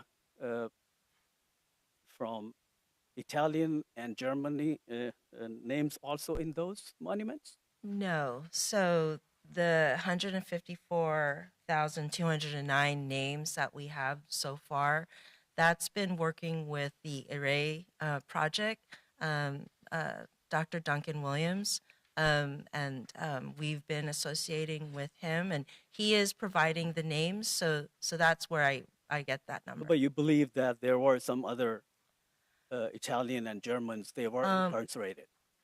Well, it's been mentioned, and we did discuss that as a group, but he is only providing us names of Japanese ancestry. He is not providing us names of Italians and Germans. Why not? That is not his project, I believe, and so we have no other way of sourcing that information. We are strictly aligning with his project. So I had the opportunity to meet with Kanji Sahara multiple times. This project is basically the vision for Kanji Hara-san. Do we agree with that? Yes, I mean, I attribute all that it is, meeting with he's so the many impetus. times, he was very open that his idea never again should not only be limited to one identity. It's for universal, for human beings. And literally, I am very honored to meet with him multiple times, and that was his vision. Multiple times he addressed that to me. And I think to have inclusive of all those names should be a big part of these monumental walls. Councilmember Sheikh, excuse me, if I could add to Ms. Salet's response, John Larock Community Services. I just want to point out that the state legislation that awarded the city the grant funds to do the monument speaks specifically to a monument for those of Japanese descent. Can you point that out? Because I did have a chance to speak with some of those, so they were open to all, inclusive of all Italian and Japanese. I can appreciate that, Councilman. I'm just reporting that the legislation that awarded the funding, that the language of the grant is for a monument for honoring those of Japanese descent who were incarcerated. As a parameter of the funding. Sorry about that. Go ahead. Sorry. No, I just want to state that's the parameter of the funding that we're working with. So that's the direction that the design firm is operating under. So it's not her discretion. It is a discretion of the funding we provided. So what happens if we add other names, Italian and German and others? Well, as spoken of earlier, there is no accurate source of those additional names to our knowledge, and we have not pursued this project to honor anyone other than those of Japanese descent as directed by the grant funding. Your Honor. Danny Santana, City Manager's Office. Councilman Sheikh, that does not preclude the city from expanding a future phase. Should the city council or community direct us to do so, there would be a need to identify accurate sources for those names and, of course, appropriate additional funding to cover those additional walls and redesign or expansion of the monument once realized. But in order to honor the grant as it was provided through state action, staff and the guiding committee has implemented or advanced the design based on the state legislation and the grant appropriation. I think I misspoke earlier that I spoke with some of the assembly people. I think I spoke with some of the advisory long time ago. So I think the clarification was from them that they wanted to include. That's the reason they had the advisory committee for that. So can I talk to one of the advisory committee members who's here to get some clarification? Mr. Oda-san, can you come to the podium, please? Thank you. Just to clarify, Councilmember, Mr. Oda is not a member of the 5-member advisory committee. Let me ask a question from Oda-san, and then I'll ask Russell Akiyama. I think, Russell, you are part of the advisory committee? Yeah. Okay, yes, let me. Would you like to approach the mic? Yes, Russell, if you could come here first, please. No, right there, you can stay there. You can stay there. Thank you. So after Oda-san make his comment, so if you could elaborate. Go ahead. I believe staff earlier said Japanese American before the presentation. I don't know which staff member mentioned that, but Elmer Chuchi's one-line budget said Japanese American. You can go back on the California records or ask Muratucci staff, but it was definitely Japanese American, a one-liner. You know, I believe he was in error, not including other people, Japanese citizens, possibly Germans and Italians, that I cannot say. But the language of the legislature was Japanese Americans, one-liner. Okay, thank you for the clarification. Russell, are you the part of the advisory committee? Good evening. Yes, I am. Okay. Do you know of any source that they can find with the names of other than Japanese that were incarcerated? Do you have any information to share with us? Not that is, I would say, academically verifiable, you know, and is a part of like a grounded research, you know, and database that would contain those names. There are many stories and different anecdotes that describe some of the other ethnic groups that may have also been part of that group, but to my knowledge, at least, none have been really brought together in terms of like a real academic veracity. That's not to say that they were not there. It just has not been put together yet in terms of research.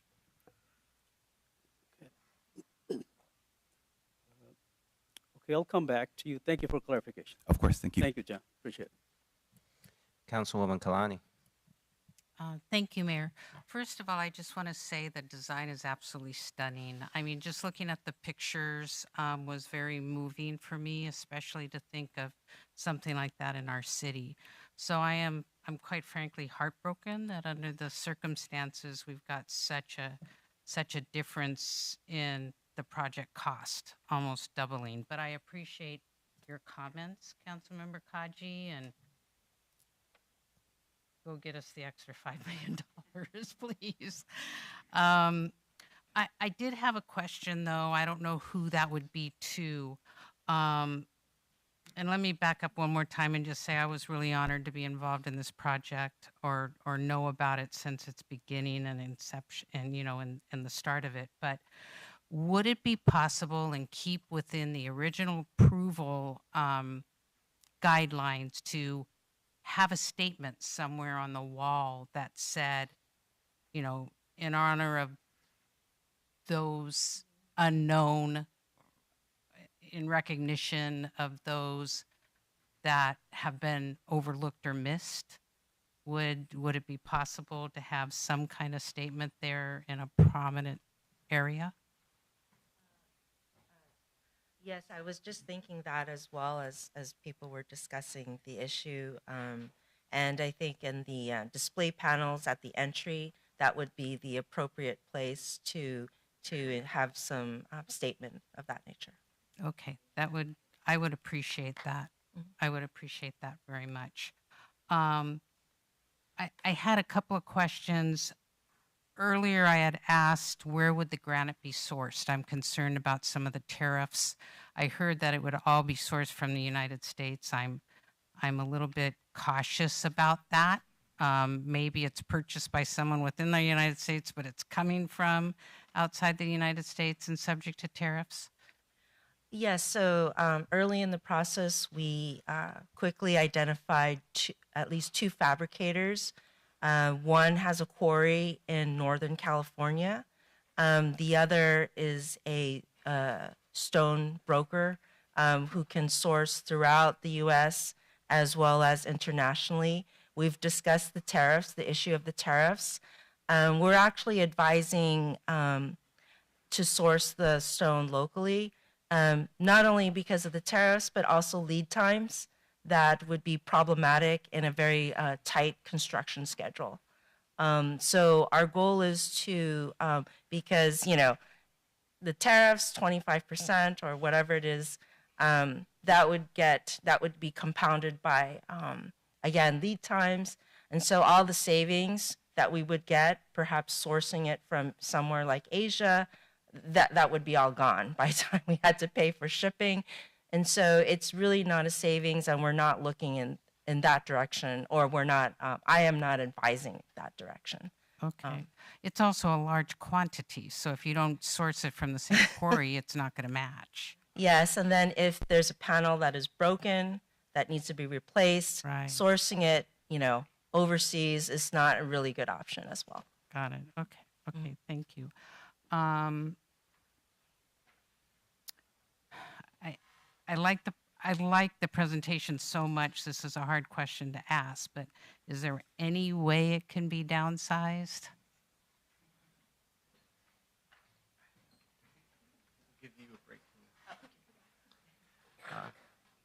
Good evening, Your Honor, Honorable Mayor and City Council. Oh, sorry. Whoops. Hi, everyone. Good evening, Your Honorable Mayor and City Council, Milton Sanabria General Services, and Crystal from Community Services. We're going to give Tina a break. She's been doing a great job. Thank you, Tina. As far as we have looked at many variations of this project, there is a value engineered option that we have explored that would potentially look at taking some features out, including some landscaping, to try to downscale the project. Our concern is mainly related to the unknowns of once we start excavating the area, we don't know what we're going to necessarily run into. So most of the cost is really related to project contingency. We need to just kind of make sure we have enough to cover in the event that we run into some unforeseen in the area. So there are some opportunities to scale the project down, and those things are, if that's the direction that council would like us to go back, we could go through a value engineering exercise to come back with a scaled down version of this project. But we know that most of this cost is related to the sourcing of the material, the actual labor to the project, project contingency, and the actual names and panels of the walls themselves. That's a long length that we're covering here. So those are some unavoidable things that we'll be running into no matter even if we scale back some of these features. Thank you. Just a couple more questions. Is there any possibility of the original wall committee outside of the city starting some kind of funding source? Not necessarily GoFundMe, but some kind of funding source to try to raise additional funds as quickly as possible? That's a great question, Councilmember Kalani. Crystal Covarrubias with Community Services. Any organization is more than welcome to fundraise to contribute toward this project. It's just the tight timeline, the construction turnaround, the time that it's going to take for us to finalize the design development of the construction documents that need to be reviewed and approved by the state prior to us proceeding with construction. That's also going to take time. We just don't foresee any organization aside from the city itself advocating to the state. Is the original committee a 501c3? It is Yes, a 501c3. that's correct. Is it possible the city could loan the money to them? Loan the difference? What I'm trying to see, Magic Councilwoman, we can explore. Not sure what the financial backing or resources are for a nonprofit organization. Those are all options we can explore, but as staff stated, we're trying to look for certainty given the timelines imposed by the state grant. Well, that's why the city could maybe fund it. That's the intent of this effort tonight, is to seek council direction as far as the city guaranteeing the balance while we actively seek the support from the state or community organizations, nonprofits, corporations, whoever wants to help bridge the gap. But we just want certainty to move the project forward to be able to secure the $5 million from the state. Sure. And then finally, just really quick, the annual expense, that's going to be the city's responsibility of its maintenance, correct? It would be. Yeah. Okay. I guess in the big picture, I don't want to see the project changed. It's beautiful. Even the landscaping, the trees is beautiful. So hopefully we can find a way. Thank you. Thank you. Councilwoman Lewis. Thank you. Question, in the design, how much space is remaining to be able to add names to it? I know we have several walls. Yes, so as you saw the layout, this is something we still yet have to determine because we have an approximation of the layout, but we're still in progress in obtaining the names from Duncan Williams. So we have only approximations, but they're very good approximations. So I can't tell you for certain. We do think that there will be, it won't be a full panel with names, possibly. And so that is the opportunity to add names should there be one missing, for example. They won't be in alphabetical order, but that'll have to be accepted if a name has to be added. Okay, so we are anticipating some space if. Yeah, we need it's to add most something likely. in I would say, yeah, most likely. The other question that I have is, I know, for instance, Tuna Canyon did some pretty extensive research on the German and Italian folks and they did go through and vet their list. Have we done any outreach with any of the other camps to see if maybe they have verified lists to be able to include all of the detainees on the wall? No, we have not. The process that we were instructed to follow was a meeting with a 5-member advisory group, and it was in prior discussions set up that we would be speaking with a team through the one member in the advisory group, the Array Project. So that was always the intended source for the names, is the Array Project. So you're only communicating with one member of the advisory board? No. So one member of the advisory board has a connection to the folks at the Array Project, Duncan Williams. And so that was the source of the names. Since that time, we have spoken to Duncan Williams directly now. And so we are speaking to him directly now. Okay, yeah. And just to provide clarification, she's referring to a member of the advisory committee that is also a part of the World War II Camp Wall nonprofit that started this entire concept with Kanji-san. So the source of the names has always been Duncan Williams with the E-Day Project from the project's conception.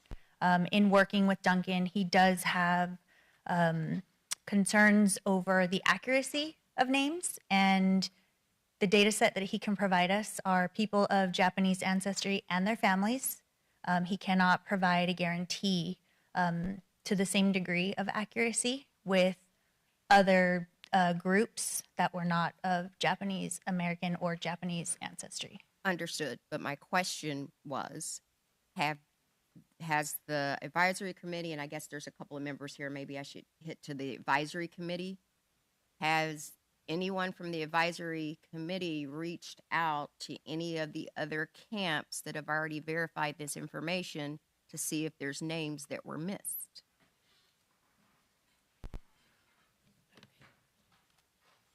Hello, Lisa Akiyama Robinson. I'm on the advisory committee. And so to answer your question, so specifically, we've asked Duncan that. We've also been given information. I think there's Heart Mountain, Tuna Canyon. I know there's folks here from those that have put in a lot of time, effort, and energy into themselves vetting those names. As far as to the degree that we can trust Duncan's data, meaning that it's been academically vetted. So that doesn't even mean that we're saying their names aren't confirmed, but it has been not just from Duncan, I want to say potentially the Densho Project, which is another database, that no list exists. One should. It's a good endeavor. I think that there's been no pushback on that. That's something that would be a positive undertaking. Also, it would take time in order to create. I mean, I forget how many the number was, but it's significant. So his thought was like, if you 4 or 5 years down the line, something like that might exist. And if we could maybe have a way that we could anticipate adding that at a future date, that would be a good way of responsibly dealing with the issue. That's where we had landed. So the way that I understand, there's just no comprehensive list of all of those So if we things were to that take exist. one, we're excluding other ones. Right, so no comprehensive list. However, with what Duncan Williams has gone forward, this list only includes Japanese Americans and not other maybe source vetted. Right. Okay. And to be Japanese Peruvians, Japanese from Latin America, they're also like spouses. So there are other ethnicities that will be included on the wall. Specifically, what we're talking about are the names from the Italian and the German names from those camps. Okay, and that was my question. Had the committee reached out to those camps that had vetted some of those Italian and German names? I believe, at this point, one of the members of our committee also sits on the board for Tuna Canyon, and she has shared with us the level of vetting and the amount of time and effort they specifically put into that endeavor. And I want to say Kanji-san may have also been a part of that as well. From a comprehensive, us actually directly speaking to all of those different camps. No, it got tricky at points in the conversations with Duncan because we were trying to make sure we could get the database names. So as we were trying to have those conversations, it was a very complex back and forth. Us going directly to those where we were wouldn't have been the right thing to do because we were trying to and then of course it turned out, and then now he's communicated with the city. So it's how as this thing progressed, that's kind of what happened. But that conversation was had, asked, Okay, and the full committee is all involved in these conversations. It's just not one member being responsible for this part, one member being responsible for the entire part. It's the entire advisory committee, correct? Yeah. All right, so that was my concern. I love the project. I would love to see it to come to fruition, but someone hit the nail on the head that we just need to make sure that we're accurately recording the history and the cost. Every project is going to have some cost overruns, but right now we're at $10 million plus the city has to come up with the additional continuing maintenance, the park facilities, the upkeep. I agree with Councilmember Kaji 110%. The state needs to fully fund this project because Torrance coming up with, by the time we get done, it could be another additional $7 million by the time we get done, by the time we do overruns. I do have some concerns with that. Whatever we can do to get the project going, I think we should, but I just have a huge concern over spending that amount of additional funds without the state coming in and supplementing us for it, especially since the city will have to continue to do the yearly maintenance cost on it, any fixes in the future, and that could be cracking granite or what have you. I do have that concern. So thank you for answering the questions. Thank you. Councilman Kaji. I appreciate the comments from my colleagues and also comments from the members in the audience, because I think this helps us to move this project forward. On one matter related to the state, I know that there are, and staff can correct me, isn't there a time constraint tied to the appropriation? And what is that outside date? Councilmember Kaji, thank you. John LaRock, Community Services. Currently, the grant performance period is through March of 2026. Part of our advocacy in Sacramento next week would be to request an extension to the end of December of 2026. All right. Thank you. And I think that's an important point to emphasize, that I believe that if we have more time to build this project and build it correctly, and also perhaps to utilize that time not only to advance our advocacy in seeking the necessary funds to finish the project, but also to seek other funds from those in California or on the West Coast or here in the United States. I think that there is support if the World War II Camp Committee initiates a fundraising campaign.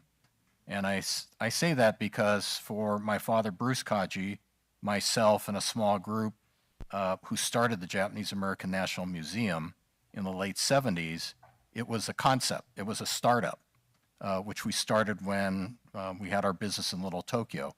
But as we launched the project and put it out before the community, we soon discovered that there was a wide range of support. I think the same holds true for this memorial to be created here in the city of Torrance. And I think it's also significant, and this is my understanding of city of Torrance history, that this city was one of the few cities in California on the West Coast who actually spoke up against the evacuation. That to me is significant. And it's great that this memorial occurs here in the city of Torrance. But once again, I think that if we're able to, when we go to Sacramento, extend out the date, get the additional funds, and maybe address some of these other issues. And I appreciate the comments made about the other incarcerees, German Americans, Italian Americans, Japanese Peruvians. To put it in context, I know that back in 1942, there were probably 1 million plus German Americans. I think about 2.5 million Italian Americans. Think what would have happened if they had to stuff all those people in federal camps. It couldn't be done, and this economy would go upside down. However, in comparison, the federal government found it convenient to move an entire group of people into camps. So, and I believe on the German-Italian side, maybe the total number of incarcerees, I'm just looking at secondary information, was around 5,000, 4,000 or 5,000. So, and most of them were rounded up by the FBI and put into the Department of Justice camps. So I don't know how that information was compiled, if it's siloed, but on the Japanese American side, there was a specific War Relocation Authority which compiled all that information, which is I think being used by Dr. Williams. So let's see what we can do. But I think for those of us going to Sacramento, we're going to have an up close and personal experience with our legislators to get this done. Thank you. Councilwoman Kalani.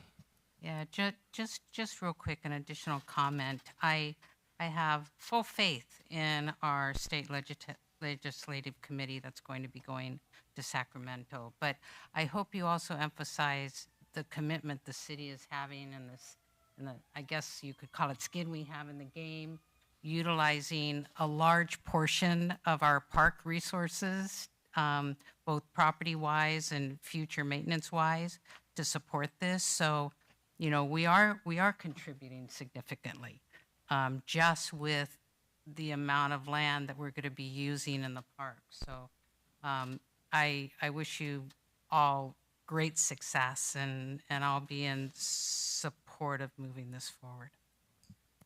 Thank you. Councilman Gerson. I've lived here my whole life, but it wasn't until I became the Torrance Sister City Association's adult leader in 2017 and got to hear directly from a Torrance historian about the role that Torrance played during the time of Japanese and Japanese American internment here. And to hear the stories about how the Torrance City Council passed a resolution, a very unpopular resolution, which basically took a stand against the internment and created a safe space for Japanese and Japanese Americans. And not only honors our population, of which we have such a large, wonderful group of people of Japanese descent who live here, but the source of Japanese business and direct international investment into the state of California, and how we are the epicenter of that and the history of that. And to be a part of that history is amazing and has always moved me. And now to be able to create a monument in recognition of that, to continue the work that was done all those decades ago, and to keep it moving forward so that my children and grandchildren can also continue to learn about the role that Torrance has played and the positive role. We don't have very many examples of that we get to learn about in our history. And so I love this project and fully support the project. I do share disappointment that after 2 years that the nonprofit, hasn't done more to fundraise, because $5 million is a wonderful start to the project. Grateful to Assemblymember Muratsuchi for being able to help us make that happen. The fact that the project, and I know everyone's saying 4.99, but we all know it's more than that, and it's going to be more than that. I wish our delegation the greatest luck in pushing the state legislature to fully fund the project. But I do think that more local sources, that our nonprofit that's behind it needs to reach out to some foundations and to see what other groups can participate and share in the load. And as my colleagues have said, the City of Torrance will continue to maintain it, which I think continues that wonderful legacy, and happy to be a part of that. Those are my comments. Thank you. Thank you. Any other comments or questions from the council? Ms. Oda, I have some questions for you, but I'm not sure what to ask. Will you come up to the microphone and answer my question?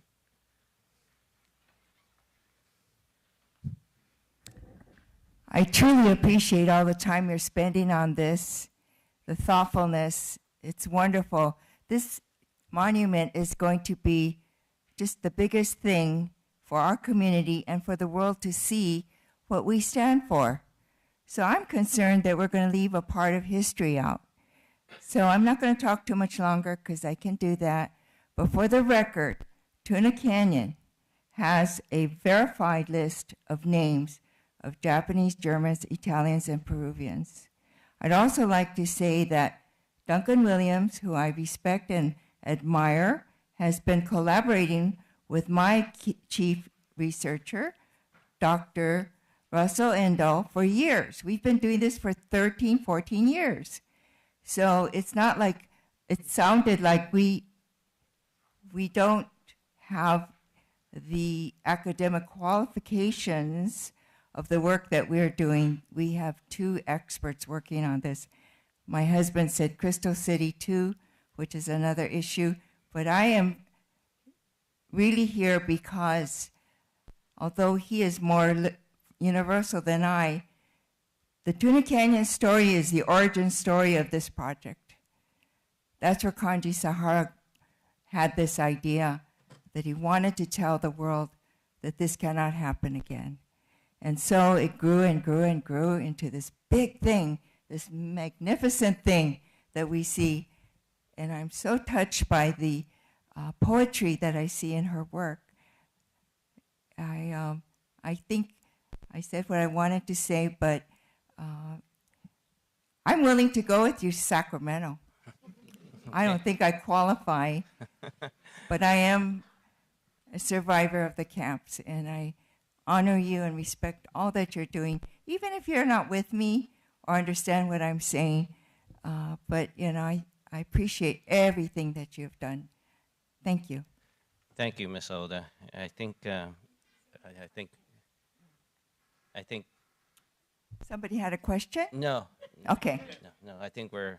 Okay. I just thank you for your comments and answering the questions I had a difficult time asking you. But I think all of our, you could tell by all our comments and questions here, we're all in favor of the project. Our challenge is the budget looks like it doubled, and we're just trying to find a way to make it happen. And we just want to make sure if there's any opportunity that that every project you do, I think Councilwoman Lewis was alluding to, I think, if there's a phase 2 in the future and there's more room on granites, there's time to do that. But to do that will probably be another bucket of funding we will have to look.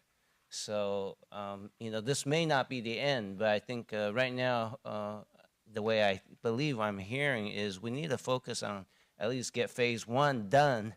And those of us going to Sacramento, yes, we're going to go down with open hands and do our best.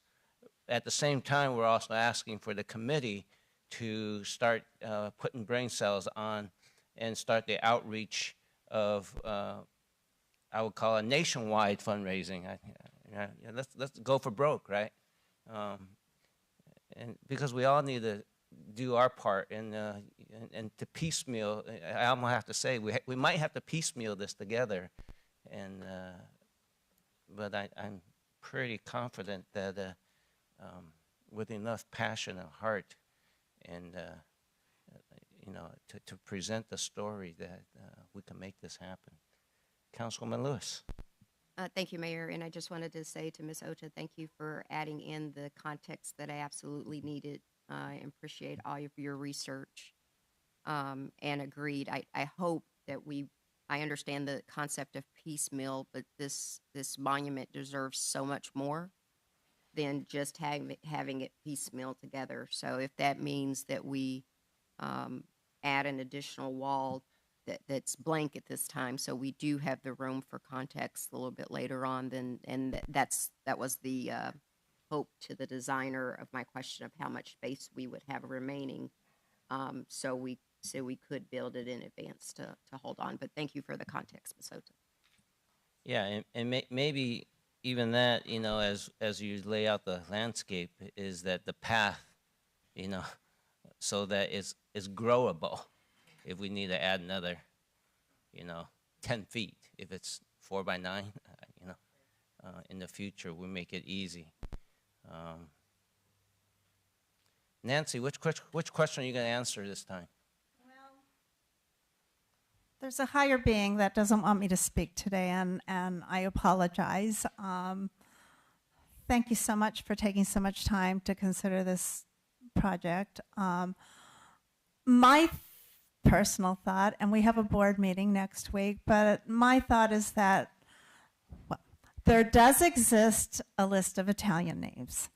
If the German League could put together a list of the German names, it'd be nice if some group could get grant funding to get those names verified, and we could have a phase 2 or 3 and maybe include all the names. But I think at this point in time, we move forward with what Duncan's willing to provide and get the monument completed. As to fundraising, we're working with the city on a big fundraiser for October. We're trying to get Hiroshima to hold a concert here. We have a commitment from Michael Paulo for next year to do another fundraiser. I'm working with a connection in Japan that I guess it's rich businessmen there that like to work with nonprofits over here to get some businessmen interested in providing funding for us. So we are working to fundraise. It's been a slow process, probably because this project kind of went dead for a long time, so we put a lot of things on hold.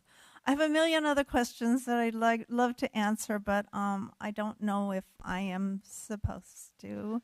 I apologize. Yes. Yes. If the committee wants to have a, have a meeting with us on the side, we could reach out on the side. We'll All right, appreciate thank it. you. Yeah. Okay. At this moment, I think we've gotten a lot of information, heard a lot of interest. Looking for, the staff has a 5-item recommendation. Looking, Councilman Kaja, you already clicked in. Let's see what you have. I'd like to make a motion to approve the 5 recommendations by staff, but also add to the recommendations that I think it's part of number 2, that the State Legislative Advocacy Committee will be seeking an additional appropriation when we visit Sacramento, and in addition, requesting an extension to the timeline currently imposed by the state.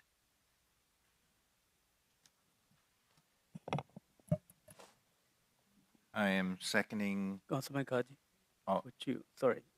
could you also include to leave a space for the people they're going to find later to have those done? No. Do we have to give the directions for that?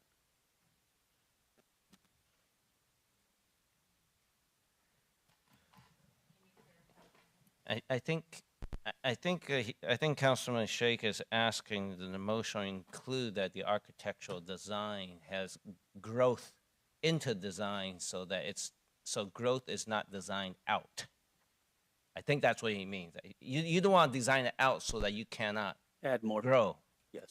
I think that's hopefully I captured what you intended Right. So to if say. you find more names that are authenticated, add those names regardless of whether Japanese, German, Italian, whoever was there. Yes. Okay. Thank you. I will. Ask staff how long that would extend the project. Can we still get it done in the timeline? Your Honor, Can I Danny clear? Santana, City Manager's Office. Staff would recommend that if council can certainly express that desire to include, and we could make accommodation to incorporate space, but to add to the design now would delay the project.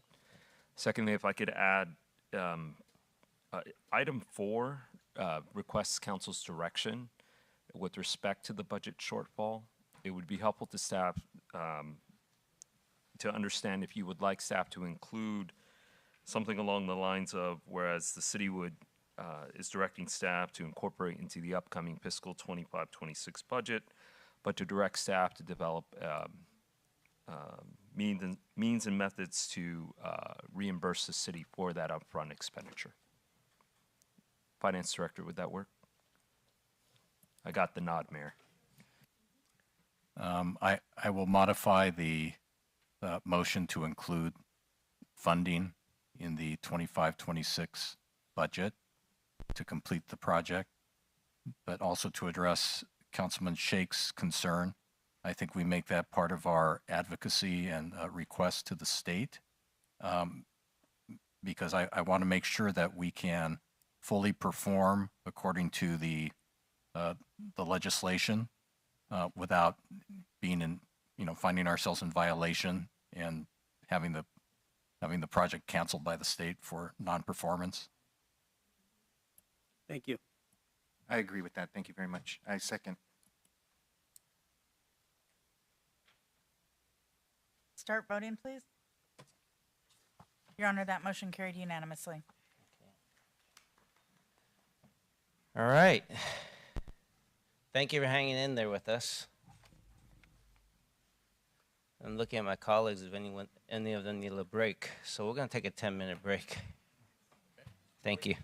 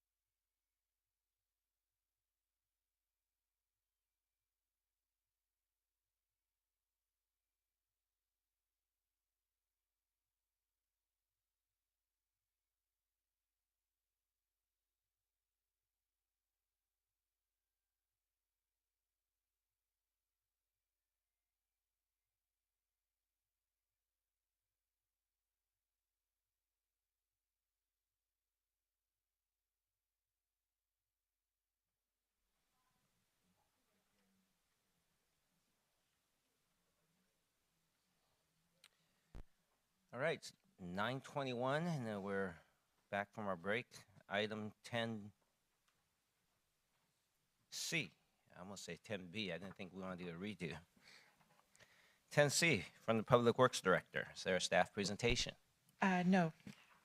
Good evening, Your Honorable Mayor and members of City Council. My name is Lily Myers with the Public Works Department, and again, there's no presentation. Item 10C is a recommendation of the Public Works Director that City Council adopt an ordinance amending the Torrance Municipal Code, or TMC, to repeal Section 8 of Article 1 of Chapter 3 of Division 4 in its entirety and approve an ordinance summary for publication. This is a cleanup item related to illegal dumping, repealing Section 8 of Article 1 of Chapter 3 of Division 4 from the TMC, eliminating any confusion as to what code should be referenced to issue citations for persons caught illegally dumping items. California Penal Code Section 374.3 preempts the TMC, stating it's unlawful to dump or cause to be dumped waste matter in or upon public or private property. The Penal Code also allows for more robust penalties than the TMC does. A person convicted of a violation of Penal Code Section 374.3 may be charged with an infraction and a minimum mandatory fine of $250 and a maximum fine of $1,000 for a first offense. A second offense is punishable with a minimum of $500 and a maximum fine of $1,500.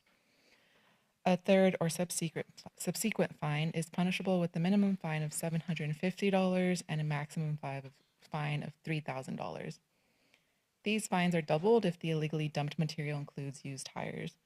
Additionally, the court may require a person convicted under Penal Code Section 374.3 to remove or pay the cost of removing any waste that they dumped or caused to be dumped. The Penal Code provides a more comprehensive structure for addressing and penalizing illegal dumping than the TMC, rendering the TMC redundant. The Penal Code also provides more severe punishment for persons caught illegally dumping and is a more suitable option to deter the negative impacts of illegal dumping. In summary, it is the recommendation of the Public Works Director that City Council adopt an ordinance amending the TMC to repeal Section 8 of Article 1 of Chapter 3 of Division 4 in its entirety and approve an ordinance summary for publication. Thank you. Thank you. Does anyone from the public who wish to make a comment on this item, please step up to the speaker or the microphone. Hi, this is Porchop. I like the idea, and I'm for it because keep the city clean and neat and everything, you know. But what I think the problem is, it's so hard to get rid of items and so expensive. So instead of setting up new laws, new ordinances, and new fines and new fees, the city should be or should help the citizens get rid of their things. You know, you come up with the tires. You know, anytime I buy new tires, they take my old tires. So I don't know why is it a problem. Why would anybody be with the problem with this? But other things, you know, whatever, if the city would let us dump it, it wouldn't be on the street. So you make it easier for people to be correct and legal, the cleaner the city is going to be. Anyone else wish to speak on this topic?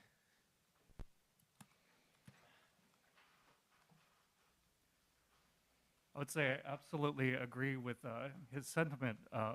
I would say I'm morally opposed to criminalizing poverty because that's all this current bill actually does.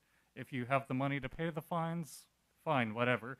If you don't, then suddenly you go to jail, like this ends up becoming a criminal offense. I'd much rather a focus be on ameliorating the problems rather than punishing the poor.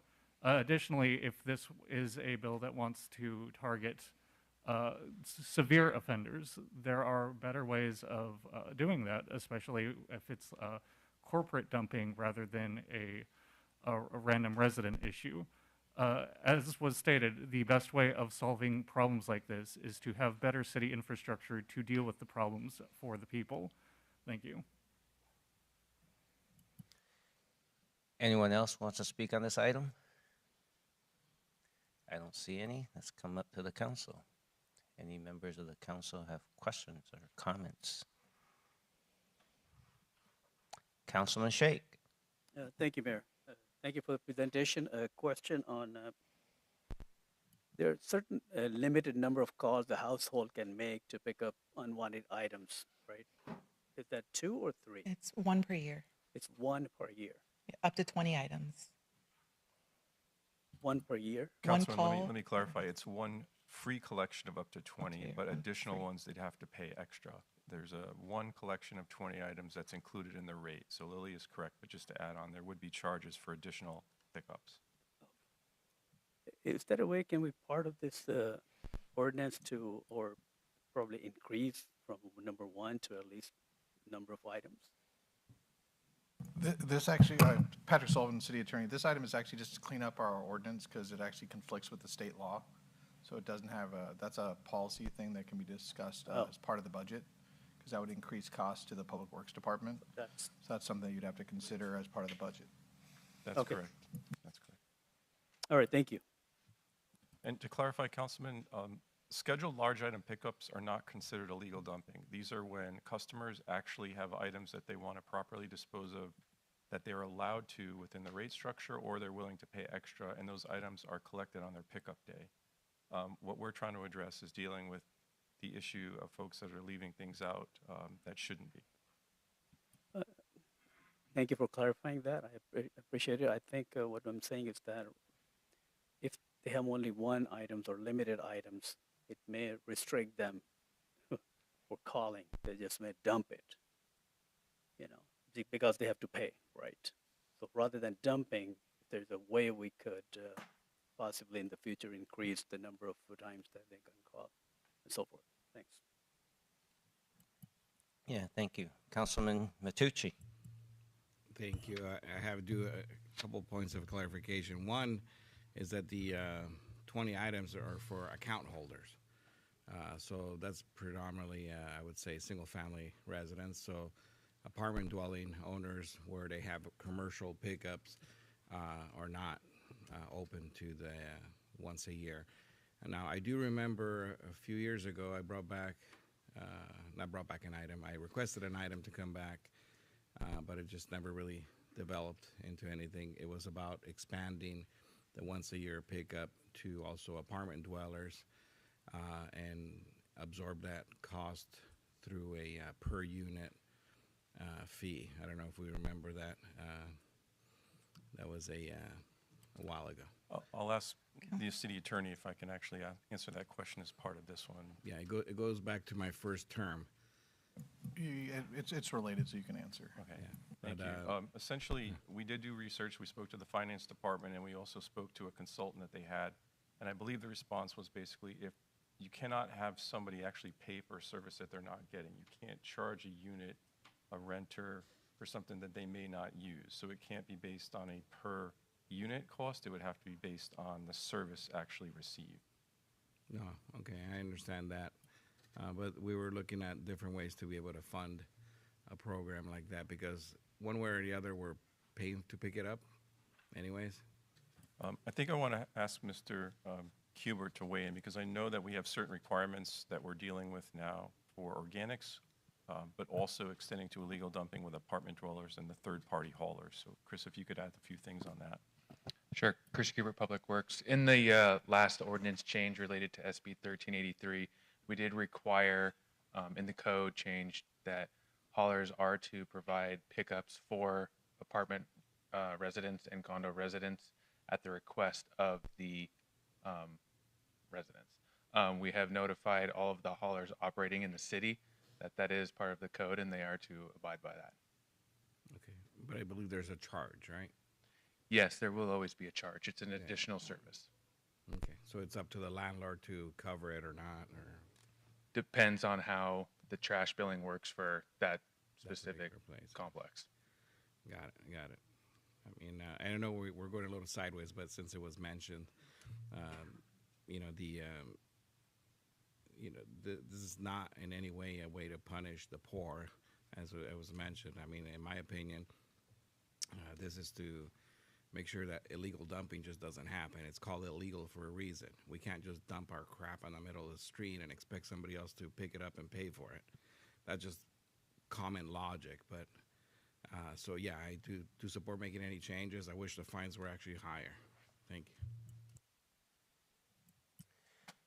So Chris, let me ask a question, or is Lily, are we just increasing the fines now, or we didn't have fines before? So we had a fine, it was $50 versus the bail schedule, but it conflicts with the state penal code, and the penal code preempts Muni code. So we defer to the penal code for this. Okay. And any citation that's been written, it has been referred to the penal code. Since I've been here in my 2.5 years, I think we've prosecuted one person that we caught. And I think Jean Marie can speak to the other one. Very few people, let's just put it that way. It's hard to catch them. I don't think we need to hear the details.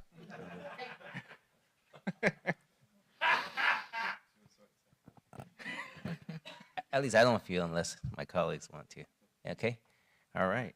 I think at this point, should I be asking for a number and title, City Clerk?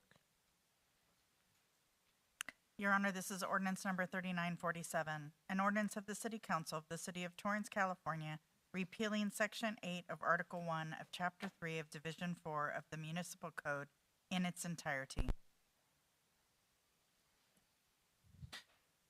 I move that we adopt ordinance 3947, amending the Torrance Municipal Code to repeal Section 8 of Article 1 of Chapter 3 of Division 4 in its entirety and approve an ordinance summary for publication.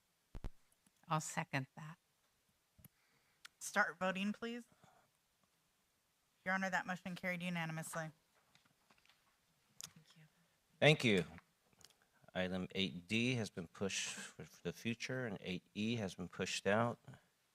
So I think at this moment, I'm going to go to, there's no agency agendas, the second orals. Oral number 2, oral communications number 2. This portion of the meeting is reserved for comments on items not on the agenda. Under Ralph and Brown Act, City Council cannot act on items raised during public comment, but may respond briefly to statements made or questions posed. Request clarification or refer the item to staff. Speakers on the orals are limited to oral communications number 1 or oral communications number 2, and no longer than 1 minute per speaker. Time starts when you step up to the microphone. If presenting handout material to the council, please provide 11 copies to the city clerk before speaking. Handouts will be distributed while you speak. Do we have anyone from the public who did not speak during oral communications number 1 who wishes to speak now? Please come up to the microphone. I don't see any, so I'm going to go to the councils. Councilman Kaji.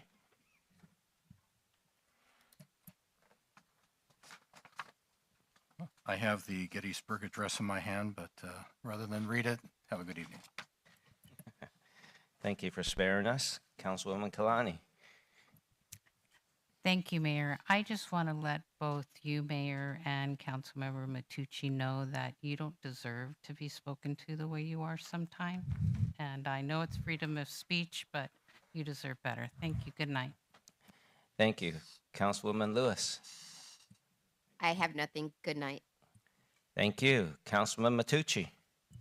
I have nothing, and thank you for those comments, Sharon, and appreciate it. Thank you. Councilman Sheikh. Thank you, Mayor. I have nothing as well. Thanks. Thank you. Councilman Gerson. You know, I don't like to say much, but I've said a lot today. A comment was made during oral communications number 1 that implied that when people present before us that we don't respond, and it is in some way linked to protests that occurred more recently. You read the statement before oral communications number 1 and number 2.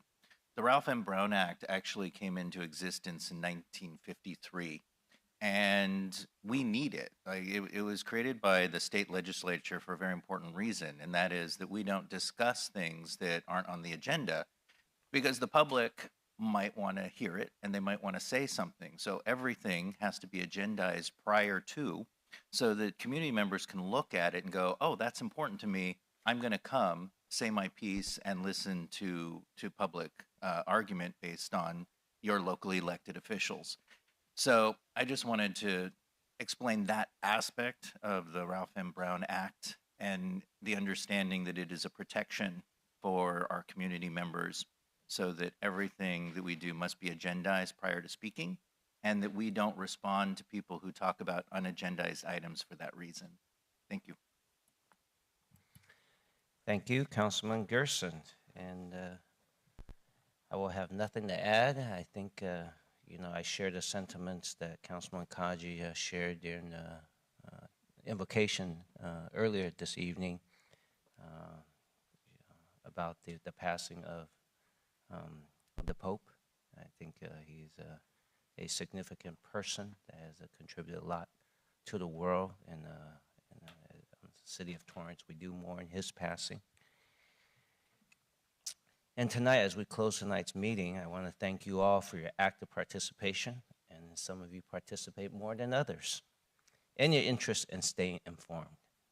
Your involvement continues to help shape Torrance and keep us moving forward. We thank you to City Cable for sharing our meetings live. In case you missed any portion of this meeting, you can find it archived online at torranceca.gov, YouTube, and Facebook. And now we're going to go back to closed sessions, 9:38.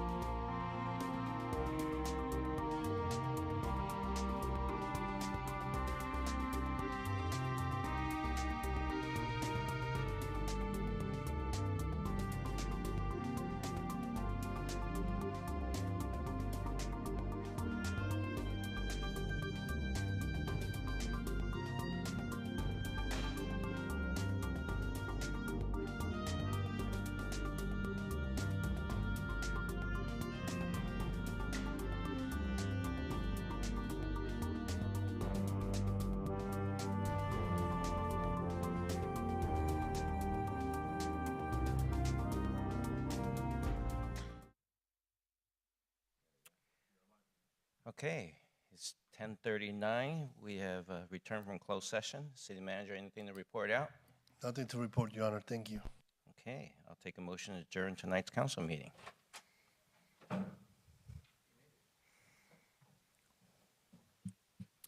I motion to adjourn the city council meeting to Tuesday, May 6, 2025 at 5:30 p.m. for a closed session with regular business commencing at 6:30 in the Leroy J. Jackson Council Chamber. Second. Start voting, please. Your Honor, that motion carried unanimously. Okay, good night. 10:39.